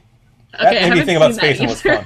Come on! Don't watch movies. I only ever go to see a movie in theaters when I have, like, a very strong, like, incentive to go. Like, Jennifer Lawrence is in it. Okay, I'll probably go see it, unless it's a horror movie. Or, like, I don't know. Like, Natalie Dormer. Or, like, I've read the book, so I want to go see the movie. Yeah, Natalie Dormer is a good selling point. Yeah. That's why they put her in Mockingjay. I literally had... I don't think I saw the second Hunger Games movie, but I kind of want to see the third Hunger Games movie because of Natalie Dormer. The second one is so good. Yeah, okay. I mean, so was the third one, but a lot of that's due to Natalie Dormer, to be honest. She's, like, not even in it that much, but the scenes that she was in, I was just like, wow. I like her hairstyle in the movie. I agree, and, like, the tattoos on her head. Aesthetic. I could take or leave the tattoos. It made me feel a little bit too noisy as a look for my aesthetic, but that's fine. Like if she had either tattoos on the side of her face or a half-shaved look, either one of those by themselves would probably be really awesome. The two of them together, the tattoos on the shaved part, it seemed like too much. But that's just me. Mean, maybe in real life, but it was like, you know, part of her character. Oh, well, I haven't seen the movie yet, so I don't know. Well, you should see the movie. Probably watch the second one first. That might make more sense. Does it really need to make sense if I'm just watching it from Natalie Dormer? Yes, because you need to appreciate her importance in the plot, which is not very much, but you'll understand it more.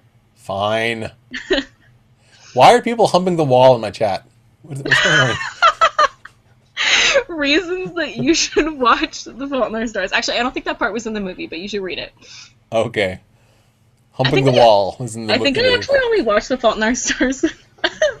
Emily's tweeting or texting me, and she's like, "I'm getting so heated about The Fault in Our Stars." She's really mad that you haven't seen it. She's probably just gonna unfollow you and like never speak to you again. She's gonna back out of our live show.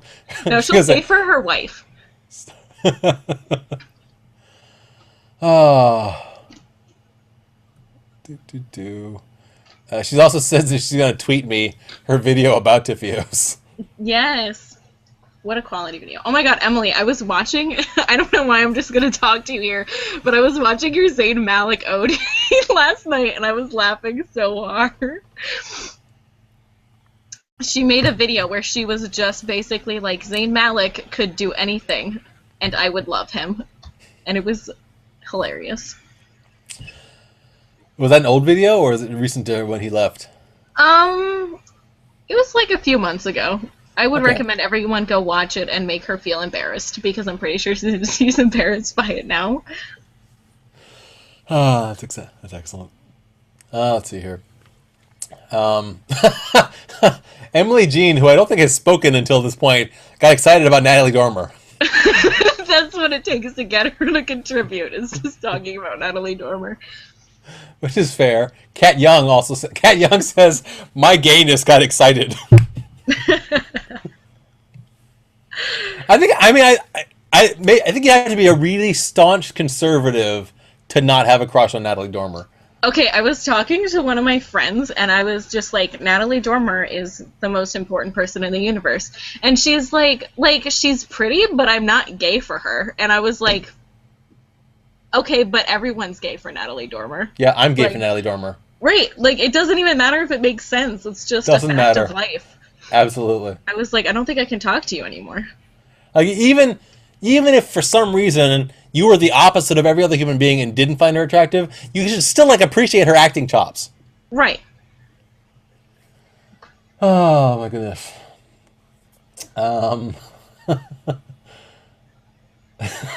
Matt says that Emily's not gonna drive me to VidCon now because I haven't read Tifios. Or she'll like make you watch it in the car, and she'll she'll give me the book and say, "You're reading this, or I'm not driving." Right. Or we'll put the audiobook on. But the audiobook would work. Francie says that she's gay for Natalie. Thank you. Emily got so heated. She said that Paul hasn't seen Tifios and Mel hasn't seen School of Rock.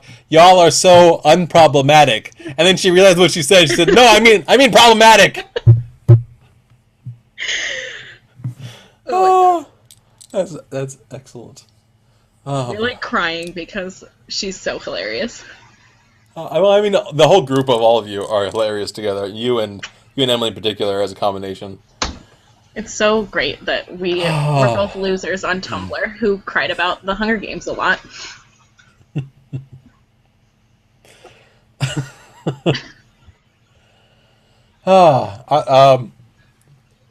Are you a One Direction fan? Did it affect you when Zayn left? I feel like it affected everyone to some degree, because that an accepted part of everyone's life is just One Direction, I feel like. Even if you don't like them, you just have to accept that they exist, and then that happened. Like, I'm a fan of them, and I have one of their albums, it's like the older one, I think, and like, I like their music, and they're cute, but I wouldn't consider myself a Directioner, but I think I could feel for the fandom, because when the Jonas Brothers broke up, oh my god, I was ruined. I was crying, and the thing was that they made it like it was so unstable, because at first they were like, we're just taking a break, and then they came back for a reunion concert, and then I was like, yay, my bays are back, and then they like went on another break and nothing happened with them, and then they're like, just kidding, we're breaking up, when they said that they had a new album coming out, and then I was destroyed. So I feel for Zayn and One Direction fans. Didn't Zayn go back to them? I don't know. I heard things, but I thought it was an April Fool's joke, but I might be wrong. Who knows? Okay. Yeah, I don't really understand. And I mean, I I feel sympathy for the Directioners, as do you, but I don't care about them in the slightest. Like I mean, for like a hot second, I was aware that "You Don't Know You're Beautiful" song. That's one of theirs, right? yeah. Yeah, I was aware of that, and I liked it for the tune and everything. And then I started listening to the lyrics, and I was like, this is really male gaze centric. I'm not into this. This is Yeah, not it's good. not like they're not the most unproblematic, but at the same time they're like a boy band that's directed at insecure teenagers. Yeah. Have you seen like anything by Bo Burnham? Yes, I've seen some of his stuff. Have you seen He's his funny. song where he just like calls out like artists that have like a predominantly teenage girl fan base and how they just use their insecurities to make money? Because that's a pretty strong song. Would recommend. I don't even remember which one it is. I don't remember, but I feel like was that in one of his stand-up specials? I feel like that was in one of his stand-up It was specials. in What? It sounds which familiar. is on Netflix. Yeah, then I've seen it. That's the one I've seen. Yes, that was a great song. And I'm guilty because I used to be like a hardcore Justin Bieber fan. Like I was. I know it's like this is like a secret that I don't tell people. Okay, I'm kicking you off this chat. You're off right now. You're gone. No, it was. I was like 12. Okay, it wasn't recently. All right, and I was just like cray, and then now I'm good. I'm like over it. So. Did your fandom of Mr. Bieber have Mr. Bieber. have any standout moments? Did you have like a Zayn leaving One Direction moment with Bieber? I don't think so. Nothing really happened. Like, Well, I remember at one point, didn't like his fans get really pissed off at Selena Gomez just for daring to date him or something? I mean, yeah, but that happens with like every teenage fan base thing when anyone gets in a relationship, which is kind of gross. Yes, it's awful. Bah. Oh, I laughed Talking so about much. a lot of weird stuff here. Yes. Like things that we can't even like contribute to, you know? We're just talking about. about other people. Yep. Francie says that she cried for 2 hours when Spencer announced that he was leaving Panic at the Disco. I saw that. But like my thing is I love Panic at the Disco, but I'm a super bad fan of bands. Like I'm not like super committed to like the members except for like Dan Smith from Bastille. But yeah. Yeah. We're also joined in the chat by Fran of Fran and Ruby of It's Random Ruby. Yay! People to ask awesome. questions so we have something to talk about. That's not Justin Bieber. Well, actually, Fran says every moment as a Bieber fan is like Zayn leaving One Direction. Awful and sad. Yeah, I agree. From personal experience, I can second that. Oh my gosh. People have mentioned to me a couple of times the Jeremy Clarkson leaving Top Gear thing. I don't understand why Jeremy Clarkson's. So if you're not aware, Jeremy Clarkson was one of the hosts, like the big host of Top Gear, a loosely car-based show out of the UK, from what I understand. I'm not a watcher. I'm not a fan of it. But apparently he's a dick. And at one point, he actually physically assaulted one of his coworkers. And so because of that, the BBC is not going to renew his contract. They didn't fire him. They didn't take away his money. They just said, when your contract for this year is done, we're not going to renew it for any more years. And based on that, everybody in the UK is losing their shit. What? This guy assaults a coworker, and anybody who doesn't think that that's worth firing someone over, I don't understand you. And he didn't even get fired. He's still gonna finish his thing. Yeah. It's weird. Like, I don't even feel like... I feel weird even thinking about doing a vlog about that, because it would really just be me shouting at the camera, what is wrong with you fans of Jeremy Clarkson? Right. Bah. Anyway, congratulations on reaching 1,000 subscribers, Fran. Yeah, I was one of them people who like subscribed because I didn't know about it, and then people were tweeting about it, and I was like, cool. Yay! What else is going on in the chat here? My computer is... Oh, there it is. Okay. I'm so caught up in trying to read the chat that I was trying to scroll on a part of my keypad that was not the scroll pad. Oops. Hey, I think I've lost your picture. Are you there? Actually, my thing is like frozen. So I was just assuming that it was still working. Like, I can still hear everything. We can hear you, but I cannot see you. See, if I refresh this, I'm scared that something bad will happen. You may be right, but the alternative is that you're like a ghost in this chat.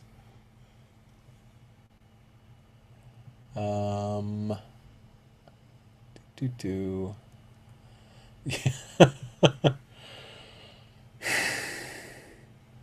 Fran says that Clarkson is just a traditional Englishman. People do not want to let go of that. Bah. Bah.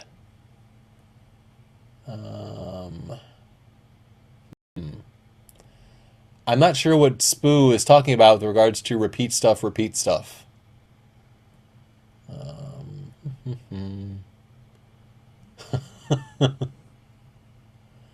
Mel, are you completely gone? Hello, Mel? We've lost Mel again! Darn it. Whew. Francie says, oh, interesting. Francie says that Anna Canna, community channel, has a new video that Cheska Lee called out. The rape prevention one. I have not seen this. By calling it out, do you mean that Cheska Lee says that Anna Canna did something bad and is being called out for doing something bad in that video? That would be surprising. I thought she's been pretty good, actually. An unproblematic fave, as it were. Tell me some more details in the chat. I've not seen the video from community channel, nor Cheska Lee's calling out about it. So let me know what's happening there. We definitely have lost Mel. Darn it. Hopefully she'll be reconnecting momentarily. Oh gosh. Let's see. Or as Ruby says, Mel has done a Ruby. Oops.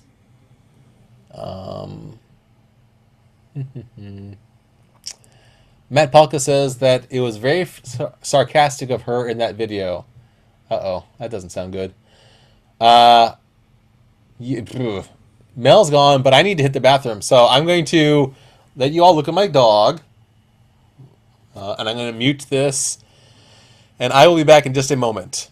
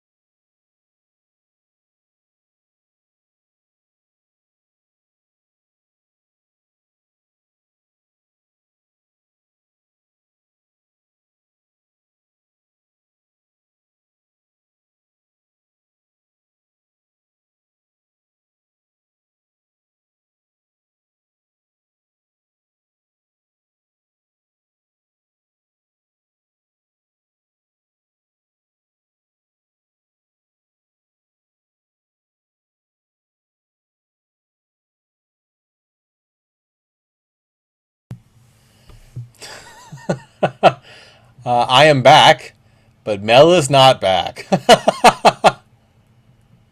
Oh, whoops, I'm sorry. I confused Anna Canna with Natalie Tran. Oops. Oh, yeah, so let me think here. Do I know Anna Canna? I'm not sure that I do. I'm not sure I pay attention to her videos. Oh! Repeat Stuff is the name of the Bo Burnham song. Come on, Spoo. If I didn't remember that, how am I supposed to get that from context? Let's see here.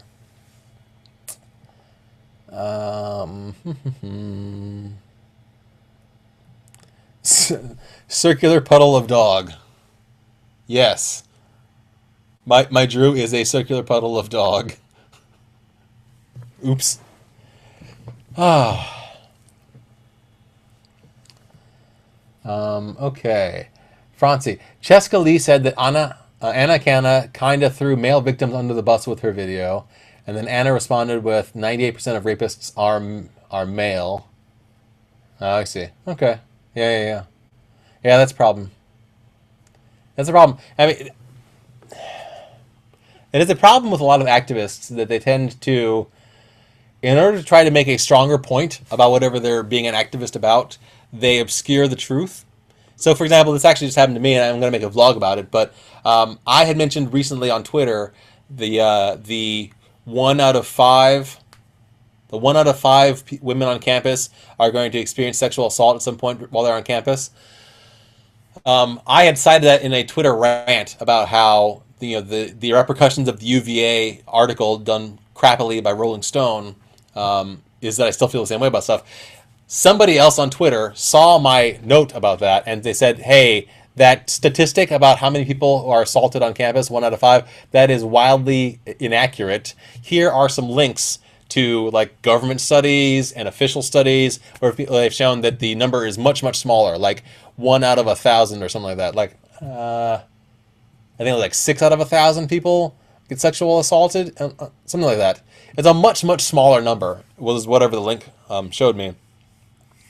And I read the article for a while, and I wanted to respond very defensively and say this can't be true because most of the people I know, most of the women I know have been sexually assaulted at some point in time during their college experiences. And I realized after thinking about it for a while that what I was doing there was I was denying evidence based on my feelings and clinging on to my confirmation bias, which is wrong of me. So I need to reread the news. I need to reread the reports to be able to better understand what the real rape statistics on college campuses are, and better able to understand that and explain it to my viewers.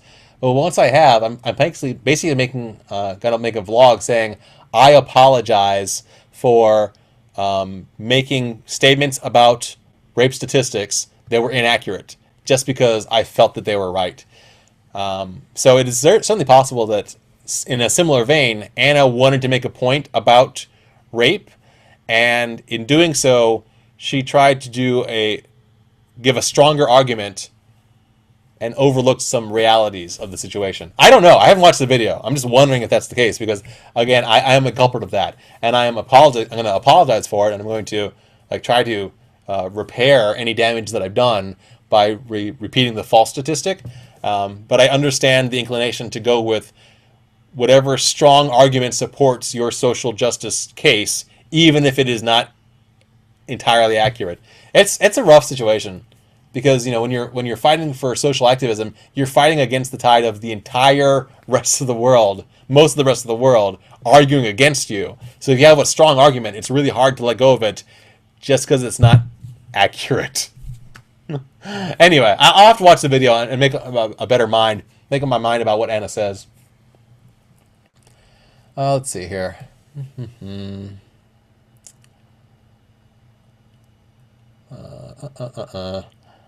we need to ask Google for a new PC for Mel? I don't know if it's Mel's PC. It might be her computer, or if it's her internet connection. I'm not sure what it is. But sure, yeah, new computers for all of my co-hosts. Hey Google, if you want to sponsor my live shows on YouTube by providing Chromebooks for my co-hosts, that would be cool. We would be down with that.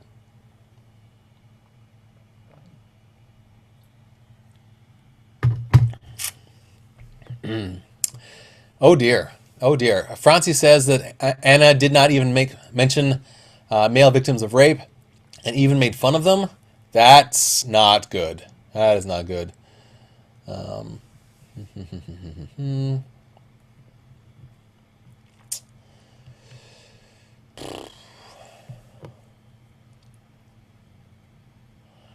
Matt Palka says, an aggressive response drives people's egos out. Not best to dramatize sensitive points in skits. Yeah, it's and Kelia says it's tough to try and track down trustworthy sources for stuff. These are true. These are true. Francie says that she tries to leave statistics out of her arguments. I mean, I try to leave out statistics as well because it's usually not the case that a particular quantity of a problem is the pivotal factor of the problem. It's just the fact the problem exists at all. Like, I would be opposed to rape if it happened to literally one person per college campus. I would be opposed to sexual assault if it happened to literally one person per city. I would be just as opposed. The numbers don't make that difference with regards to how I feel about it, but it does make a difference in convincing people of the widespreadedness of the issue. Why that should make a difference in people's getting upset about something? I don't know, but it does. It does make a difference. When someone is fervently opposed to the reality of rape culture, if they are convinced that rape happens a lot rather than a little, it sways them. So that's the reason for it, but I don't know. It's a shame that it's necessary. I try to leave out numbers myself as well.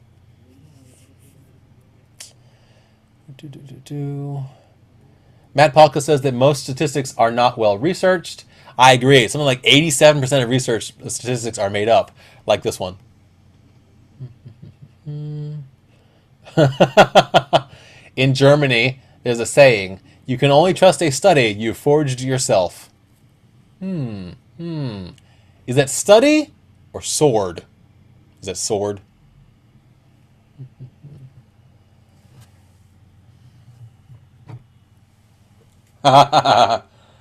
Oh, interesting. Oh.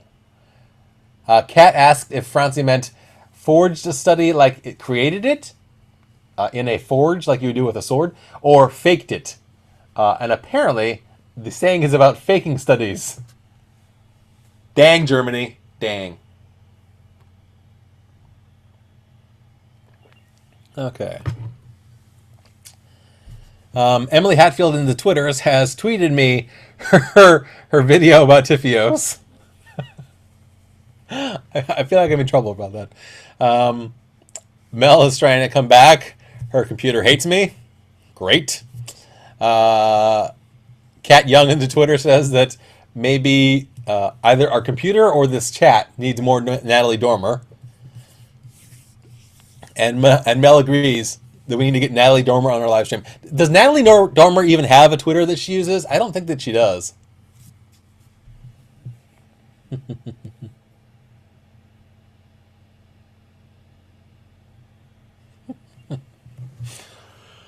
Oh, lots of Natalie Dormer love in this chat. I'm in favor of that.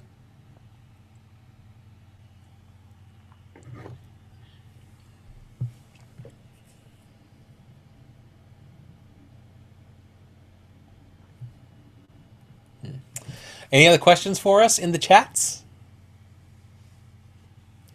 Francie points out that many studies in Germany are financed by companies, so you can't really trust them. Yikes. Yeah, whenever I find out about statistics, I always go through a couple of things. I go through what is the sample size of these statistics, what are the methodologies of the statistics, and if these statistics are based off of some sort of question and answer session, what are the actual questions? A lot of times, if the study is forged by one or two individuals rather than being reviewed by a committee of impartial people, the questions in a study will have bias to them. Mel, are you back? Hello? I see your face. I do not hear any words. Hello? I see Mel just like chewing on something and looking at the camera. Hello? Hi? I can't hear you. Are you on mute? I can't hear you.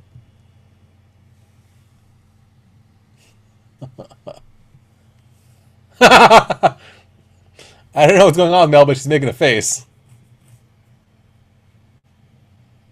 Oh, and there she goes. Okay.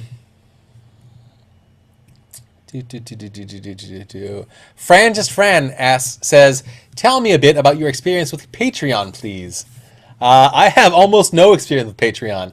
I have 2 patrons right now. I've got Alexandria and Allie and Matt Palka, and that is it. I don't know. I plan on adding a couple more perk levels.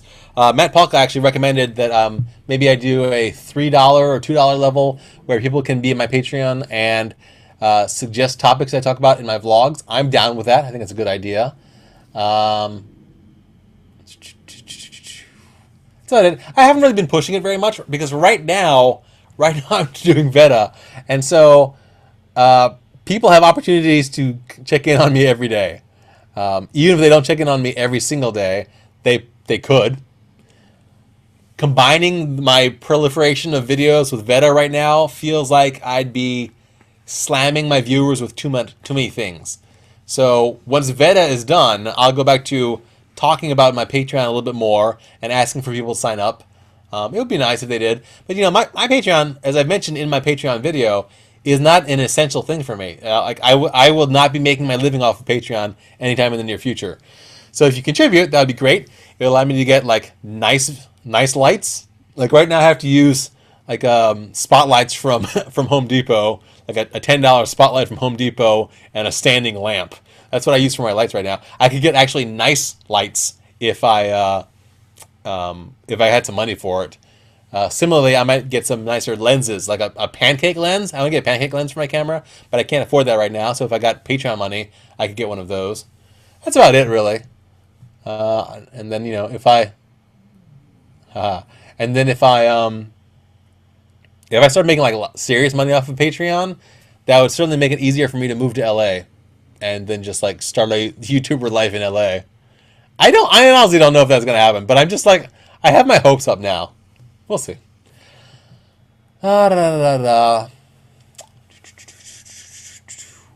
Sarah says that she would support me, but she doesn't make money and she's broke. You're also 14, Sarah. So I don't really expect you to be one of my Patreon patrons. It's okay. It's okay. In 10 years from now, if I still have Patreon, you can join that. It's okay. Kelia points out that there's so many biases in research. Even asking people just to put their gender or their name on a survey can change their answers. That is true, and that is... it's hard to study people. Francie says that we forgot to talk about the Audible affiliate program in our event. Oh yeah, we did forget to talk about that. We can talk about that a little bit here now. Anything else?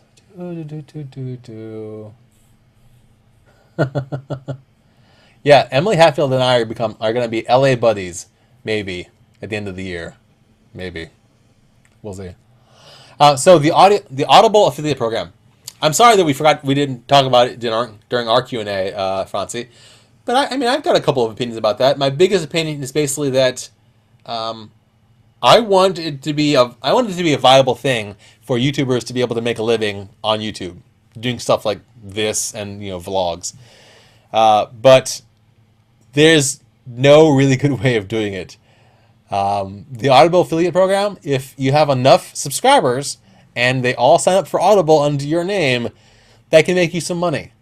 I don't think that it is a long-standing solution, but if it makes a YouTuber some money, I'm fine with it. My problem with Audible is when people try to shoehorn it into their vlogs. I'm not a fan of that. Like something that's really easy is when like Craig Benzine, Weezy Waiter, if at the end of one of his videos he says, hey, a book that I've enjoyed reading right now is this book, and if you want to listen to it, you can get it on Audible and then use my Audible link. Blah. It takes him like 10 seconds, 15 seconds to plug his Audible link. That's fine. But on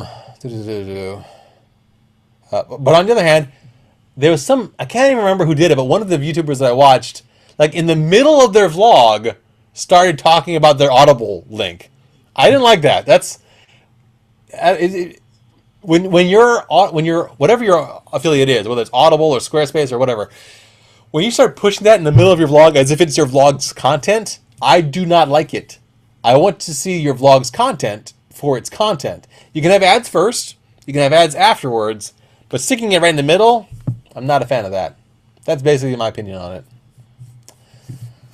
Da-da-da-da-da-da. Kat points out to Kelia that she gets angry when there's only 2 gender options. Yep, that is frustrating.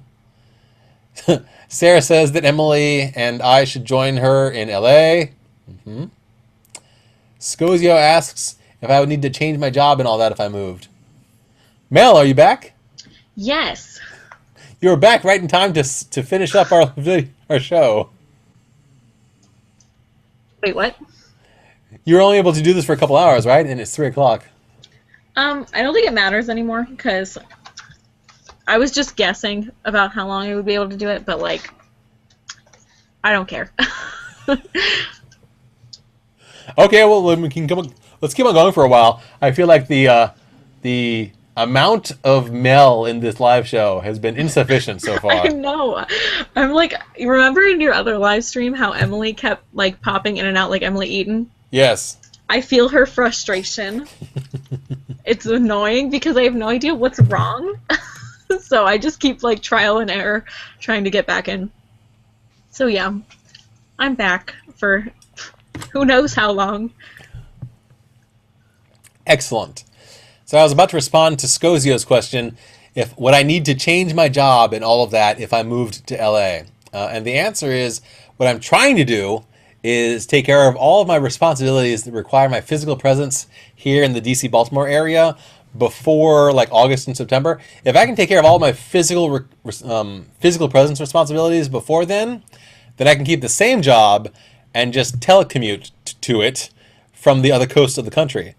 But I need to figure out if that would work. And I might need to like occasionally take the Southwest flight from the West Coast to the East Coast to attend a meeting or something. I don't know, and then fly back again. Well, I'm not sure how it would work, basically. I don't know how it would work, but I want to make it work, and my current job pays me a decent amount, enough that I should be able to keep my current job and pay and afford to live in LA. I've done some research. I think it would work, but I don't know. We'll see. It might not work at all. This might be just be a pipe dream. Is there any reason you're moving there, or just like, cuz? Well, you know, the winter that never ends on the East Coast has started getting to me. I think that both my dog and I would become healthier if we were on the West Coast. That's a thing. You can start. Sorry. My family. Your family. Yeah. And like, you know, YouTube stuff. YouTube stuff would be easier to get into if I were on the West Coast. I could meet more YouTubers. Everybody seems to go to LA. Yeah. I'm probably not going to at any point, so I'll just be isolated. You don't know. Maybe you'll finish up college, or like midway through you'll transfer to UCLA or something.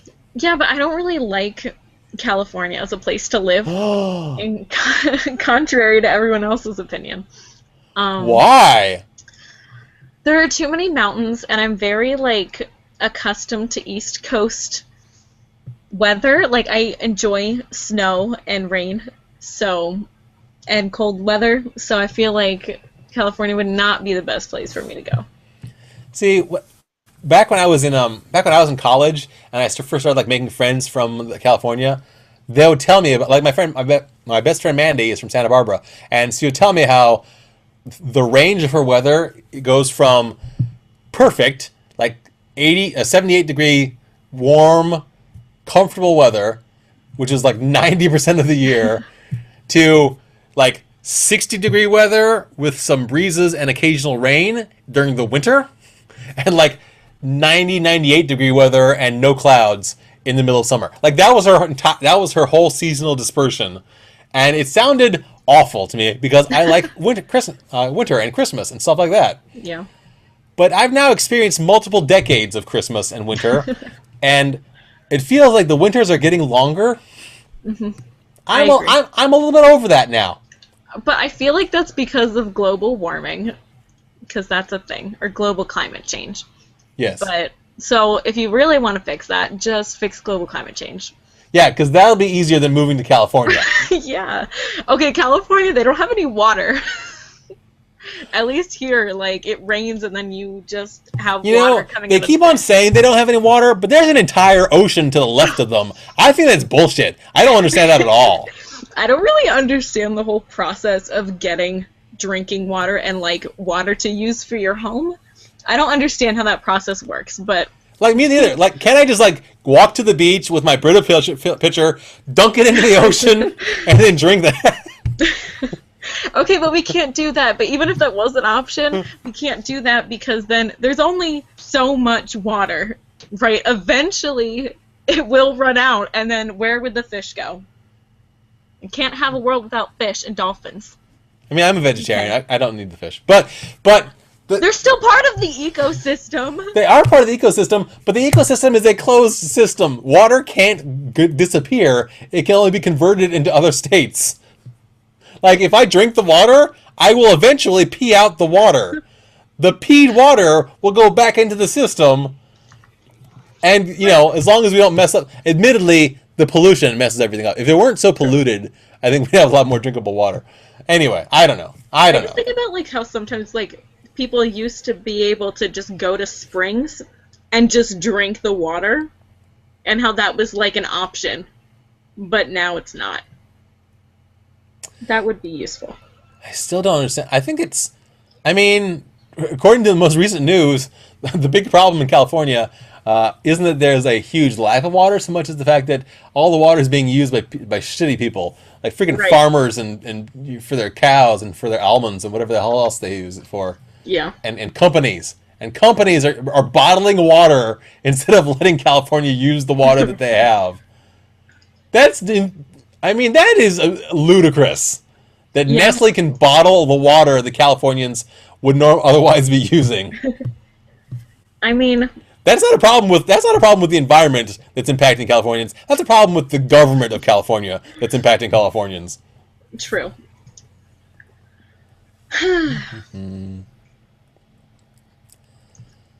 Oh my goodness. Only 1% of the Earth's water is drinkable, according to Sarah. Alright. 100% of the Earth's water is drinkable if you evaporate it and then collect the condensation. Yeah, but science! That requires effort. It requires a fire. It requires a metal pan and fire, and then you have drinkable water afterwards. I don't understand. You know, I'm not going to try to understand the issue in that California. All I know is that they're not able to access the amount of water that they need as a state. That's as much as I understand, and that doesn't sound ideal to me. I would like to have a decent amount of water. Yeah, I don't really understand it either. Like, maybe they're all showering too much. Are you showering too much in California? It's because they're all everyone there is just so hot that they just take so many showers. Hot temperature-wise? No, like appearance-wise. Everyone there is just... Have you seen the people in California? I have. Literally. There are very attractive people in California. It is very peculiar. I don't understand. Fire is free, Scozio. Fire is free.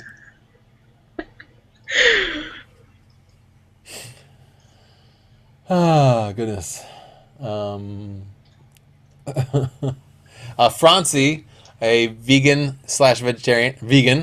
similar to how I'm almost vegan, says that livestock is using up so much water, and the food that they eat also uses up water. Another reason why she's vegan.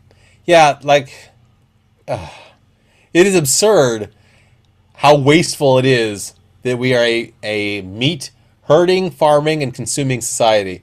If we cut that out, we have so many resources of it. We could literally house and pay for every homeless and poor person in the United States if we immediately shut down the entire meat industry. That's insane. Okay, but here's my question about how if everyone was vegan, it's better. Aren't there like 1 million vegans in California alone? Like, I feel like everyone in California is a vegan. Yeah, but they're all taking showers. Stop. Solution, never take showers. Just jump in the ocean. They should. They have an ocean right there. People pee People, in the people, ocean. That's not people sanitary. pay for salt scrubs. Come on. This is true. Just get a bath bomb and just Yes, just go to Lush with all your California money and sit in the ocean with a Lush bath bomb until it covers you, and then scrub it off. That sounds like exactly what I want to do. Don't they have like naked beaches too? Like, couldn't that work? I mean, they have some private beaches. Private beaches are everywhere on all the coasts that have some naked areas, but I don't know if California has like an official big public naked beach. They should make one, and then that's everyone's bath. It's like Roman times, where they all just get together and have baths together. Let's see here. Scozio asks, where do you get stuff to burn? California has no problems finding stuff to burn. They're always on fire. Oh, gosh. Yeah, but we don't want to hurt the trees, because we need the trees. I mean, we do need the trees, but they're all on fire already. We're not going to be hurting that problem. But don't like wildfires happen because of drought? Yes, that's why they need to have like frying pans over the trees full of dirty, polluted salt water so that it'll evaporate out and then condense into the rainstorm But what happens clouds. when we get the water from doing that, and then there's no more drought, so therefore there's no more fire? Then there's no more drought. You just said so. It's a solved problem. But eventually it'll happen again. Because Then we'll there's just only take so the much pots water. out full of dirty water over the forests again. It's a cycle. It's the circle of life. I disagree. Let's see here. Matt Palka says that's what people in India do, and there's never been a huge infection or outbreak in disease. Wait, what? What do people in India do? They get frying pans. I mean, I'm trying to scroll up to see what he was responding to, but the quotes I see above him are things like "go to In-N-Out." I don't think that's what they do in India. I don't think the people in India go to In-N-Out. Yeah, I think they do. No, they don't eat meat. They don't eat cows. Yeah, that's true. Am I the only one who thinks In-N-Out like actually isn't that good? I mean, I don't think it's very good because I'm vegetarian. Okay. Well, I mean, it pretty much just tasted like a Wendy's burger. And there were just a lot of people in the place, which made me uncomfortable. Fair. That's fair. Francie says that Californian water companies sell the water in other states. I believe that is correct. Yeah. Emily Hatfield says, when we were at VidCon, she was wondering, why is everyone here hot as hell? Yep, we literally kept turning to each other and we're like, we're not hot enough to be here. I mean, hot people. So did I. Many of my fellow social issues vloggers were asking that same question. Are we hot enough to be here? Are we allowed here at VidCon? But the truth is, everybody's allowed at VidCon. Even people as ugly as me. We're all allowed at VidCon. It's okay. Oh my god.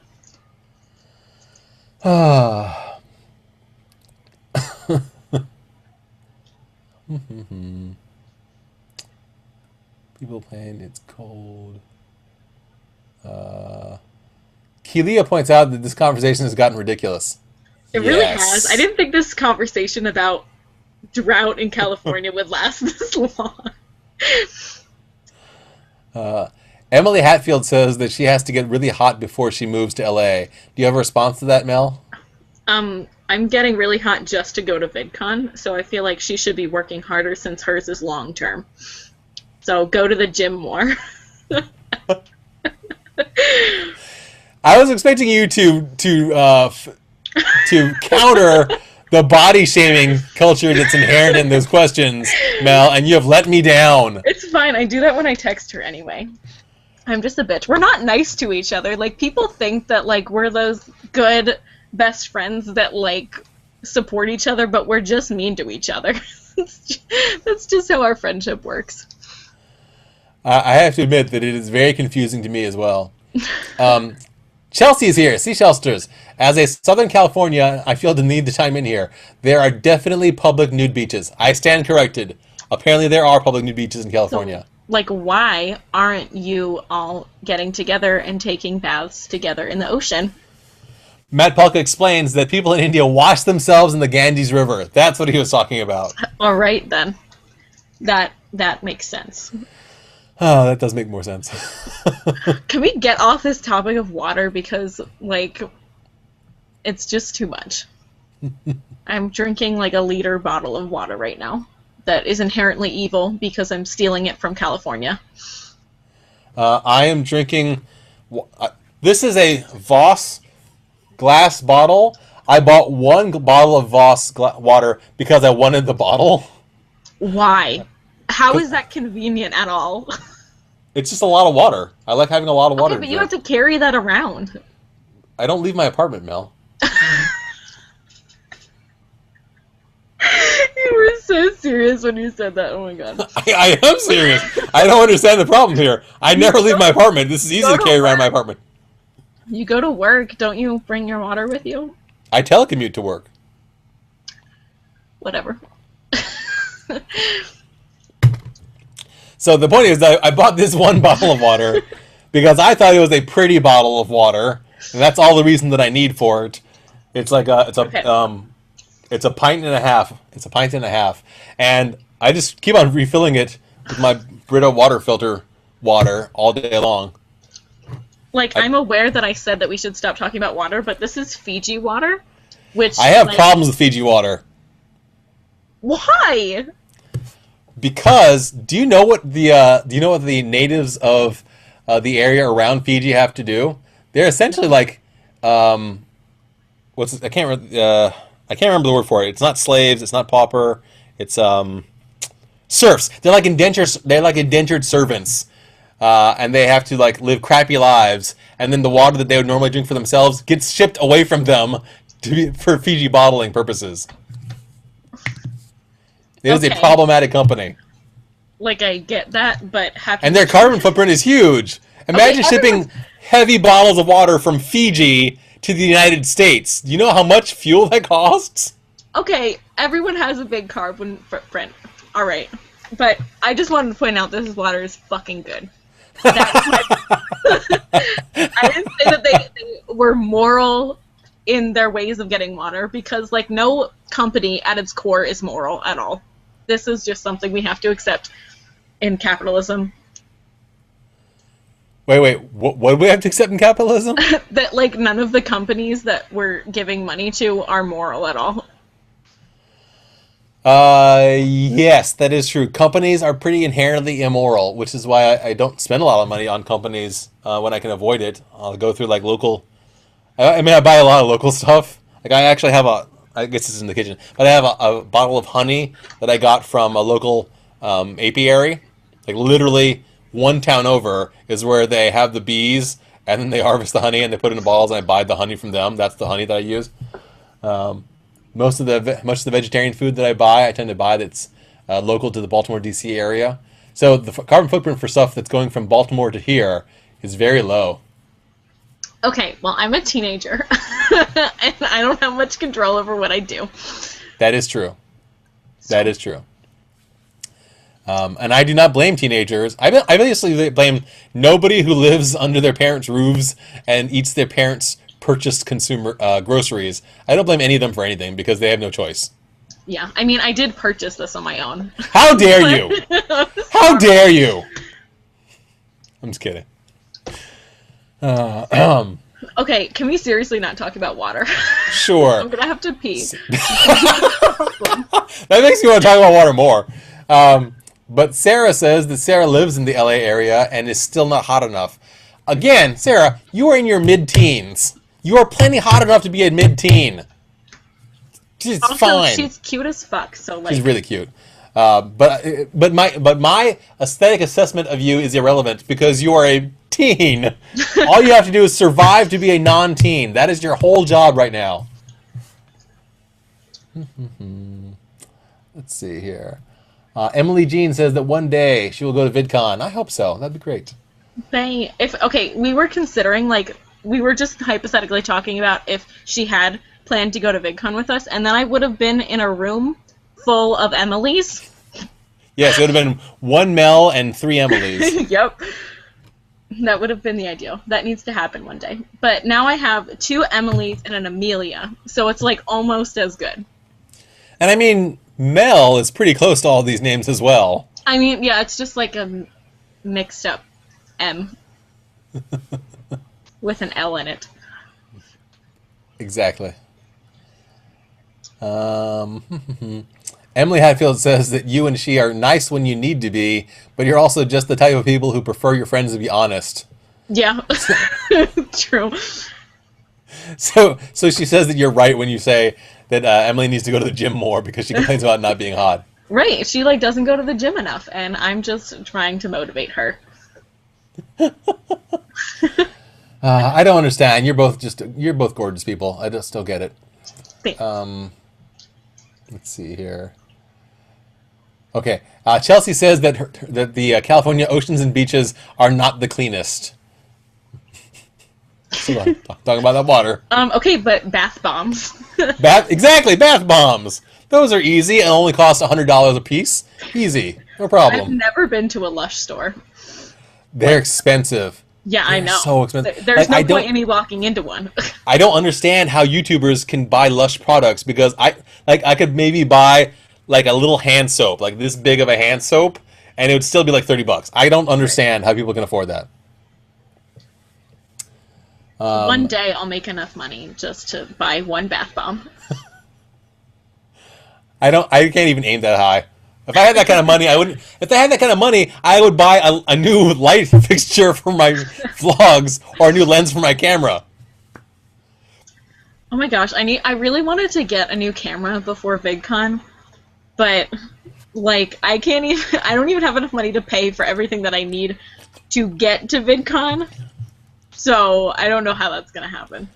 What is left for you to pay for?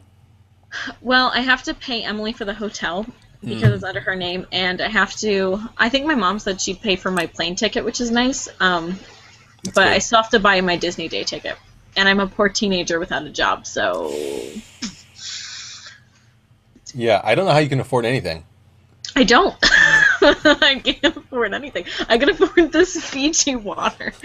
Damn you and your Fiji water! I'm pretty sure I just got the money for this from my parents. Like, I don't think this is my money. I don't even know where the money came from.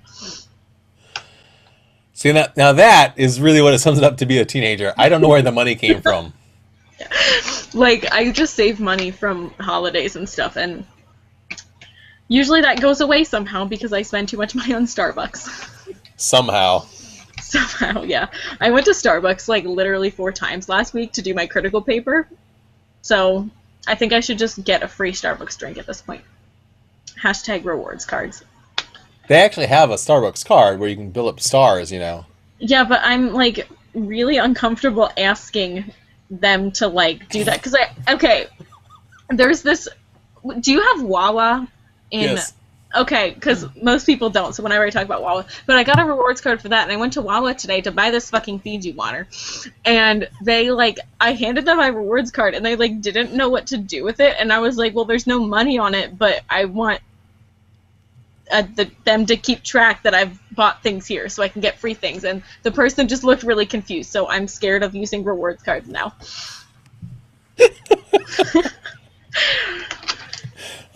Basically, I can't do anything in life, so.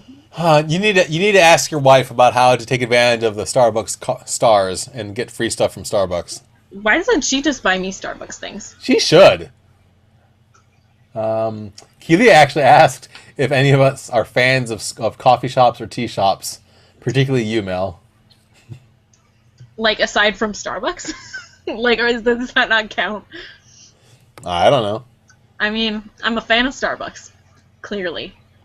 But I don't really go to a lot of other coffee shops because there aren't a lot of, local things around here.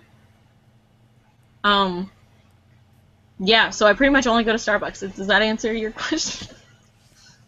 I think that's a fair enough question. Basically, Kelia was saying that up until college, Kelia hadn't gone anywhere, but now she loves coffee shops too much. Coffee's great. Ooh. Emily Hatfield says you should tell the pee story. Okay, so at VidCon last year, was it? Yeah, it was last year. We were in a really long car drive because I think we were trying to get to, like, I don't even know where we were going, but, you know, LA traffic and shit. So we were in the car, and Emily had a bladder infection that she didn't know about until after the trip. So or it was like a urinary tract infection or something. So we were wondering why she had to pee so much all the time. So we were in the car, and we were just driving along, and we weren't gonna stop, like, get to where we needed to be for like an hour and a half. And Emily's like, guys, I need to pee really bad. And we're like, why didn't you go before you got in the car? And she's like, I didn't know until just now, and I really have to pee. And we're like, okay, well, you're gonna have to wait until we can get off, like, the highway. So she couldn't hold it because she had to pee really bad. And the story doesn't end with her peeing her pants. We were trying to get to, like, a Walmart or something, but my mom was driving, and she's like, Emily, if you think about having sex, you won't pee your pants. So we were all screaming Ansel Elgort at her, and she was basically, I assume, coming up with Ansel Elgort porn in her head. And she didn't pee, and we safely got to Walmart or something to let her pee. That is amazing. Story. That is amazing. Your mom made that suggestion? Yes, my mom. She was like, if you think about peeing, you won't. Or if you think about having sex, you won't pee. Yeah. Your mom is right. And it's not just like a psychological thing. Yeah. Like, physiologically, if you get turned on, then your urethra contracts and your vagina gets ready for sex. So, well done, Mel's mom. Yes. It was just a little uncomfortable having my mom shout at Emily to come up with porn. Emily, think about sex! Think about sex, Emily! And Emily's like, usually I am, but just this one time I really have to pee. God damn it, Emily. You're not thirsty enough.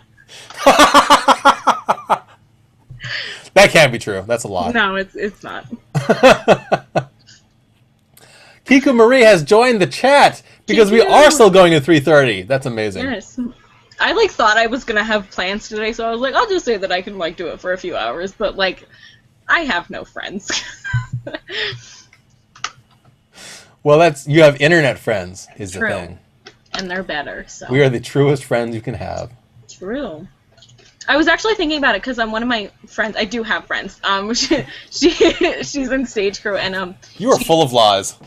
I am. I'm a liar. No, I just omit information, okay?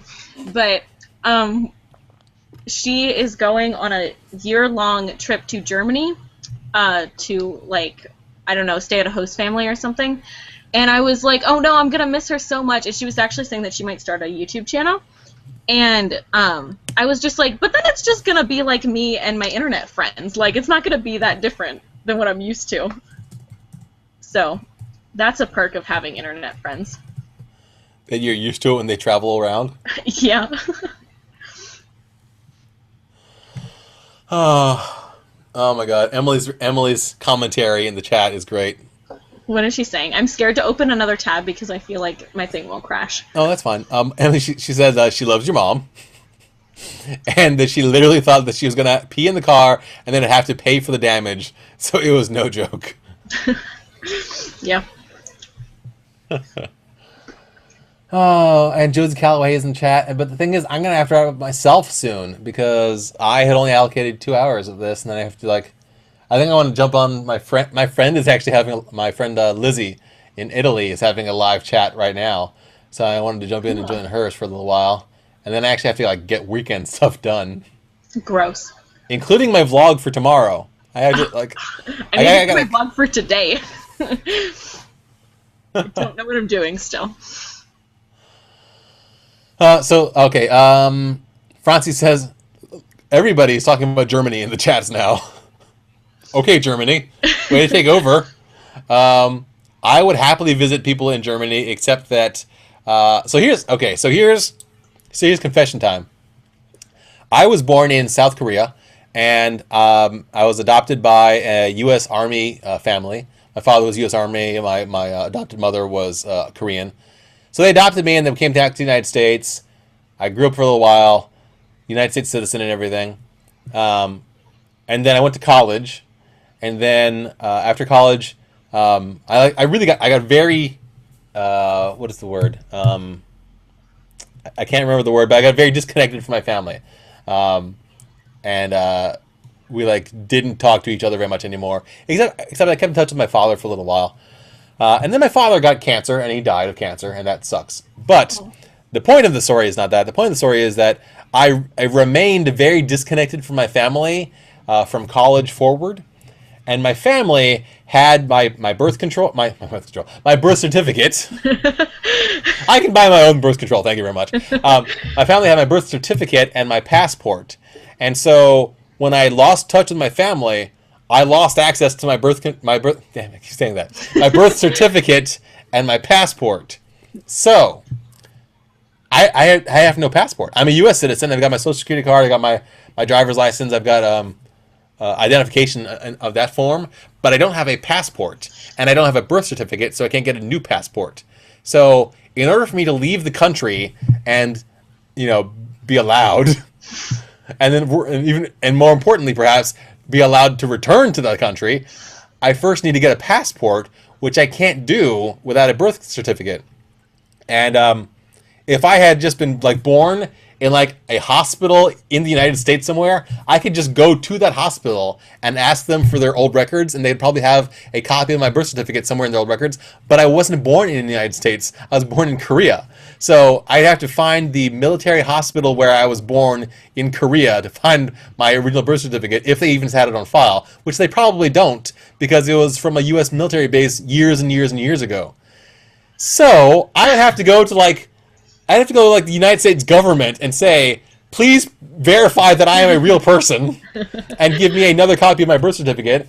From what I can tell via research, that would cost me a few hundred dollars to do that. And then I'd have to take that birth certificate and apply for a new passport, which would also cost me a little bit of money and a lot of time. So for all of these reasons, it is not easy for me to leave the country. Yeah, I could see why that would be difficult. Estranged. Yes, Kilia, that was the word I was looking for. I'm estranged from my family. So, moral of this story is, as you go off to college and move away from your family, take your birth certificate and passport with you. Never lose track of them. They are important ever since 9/11. Before 9/11, actually, it wasn't that big of a deal. But since 9/11, it's become a huge deal. It's annoying. I will always regret. There was like this period of time when I was a legal adult, wherein you could go from United States over the border into Canada, and you didn't need a passport. And I never went to Canada during that time. I should have gone. I should have gone. Opportunity.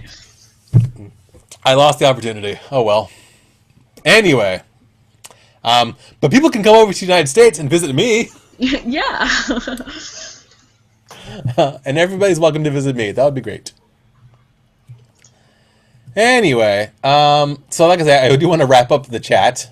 Okay. I think we now probably have like a solid 2 hours of mail time. Yes, I think that was a sufficient amount with my disappearing. Yes, your disappearances and reappearances. Are there any last things you do want to say before we wrap up, Mel? No. I don't know. Put me on the spot. I don't know. Thanks. Thank you. Yeah, this has actually been a really, really fun chat. I had no idea that we would go into some of these directions. I don't know how we started talking about half the things, but it helped that Emily Hatfield was in the chats egging us on. My wife. Your wife. We're gonna have to switch places, and when she is co-hosting with me in a month, you're gonna have to be in the chat and make comments to her. Of course, I'll try to be there. Thank you all for tuning in. As I've said before, I'm going to make this into a podcast, so you can download that from iTunes. Look for, do a search for PaulCast, all one word, PaulCast. But thank you. Thank you all for tuning in. This has been fun. I'll be back again in 1 week, My next co-host is going to be my friend Bridget, who is Mouse and Sneakers on YouTube. Mouse and Sneakers will be here next Saturday with me. I think that is it. Thank you so much, Mel, for joining me in this. Thanks for having me. This was super fun. It was super fun. You made me laugh a lot. Same. And I think that is it. As always, guys, thanks for watching us. And I'm going to use my normal vlogging sign off. I got to remember to do this during my live shows. Do you want to tell everybody that you fucking read the comments? I fucking read the comments, so leave them. That should be your official sign off because it's hilarious. I'll do that during beta today. That's awesome. And as for me, The nice one of this friendship. the last one of this friendship. Tell me something that matters to you in the comments after this video because I want to know what matters to you. As always, thanks for watching, and tomorrow will be even better. Bye. Bye.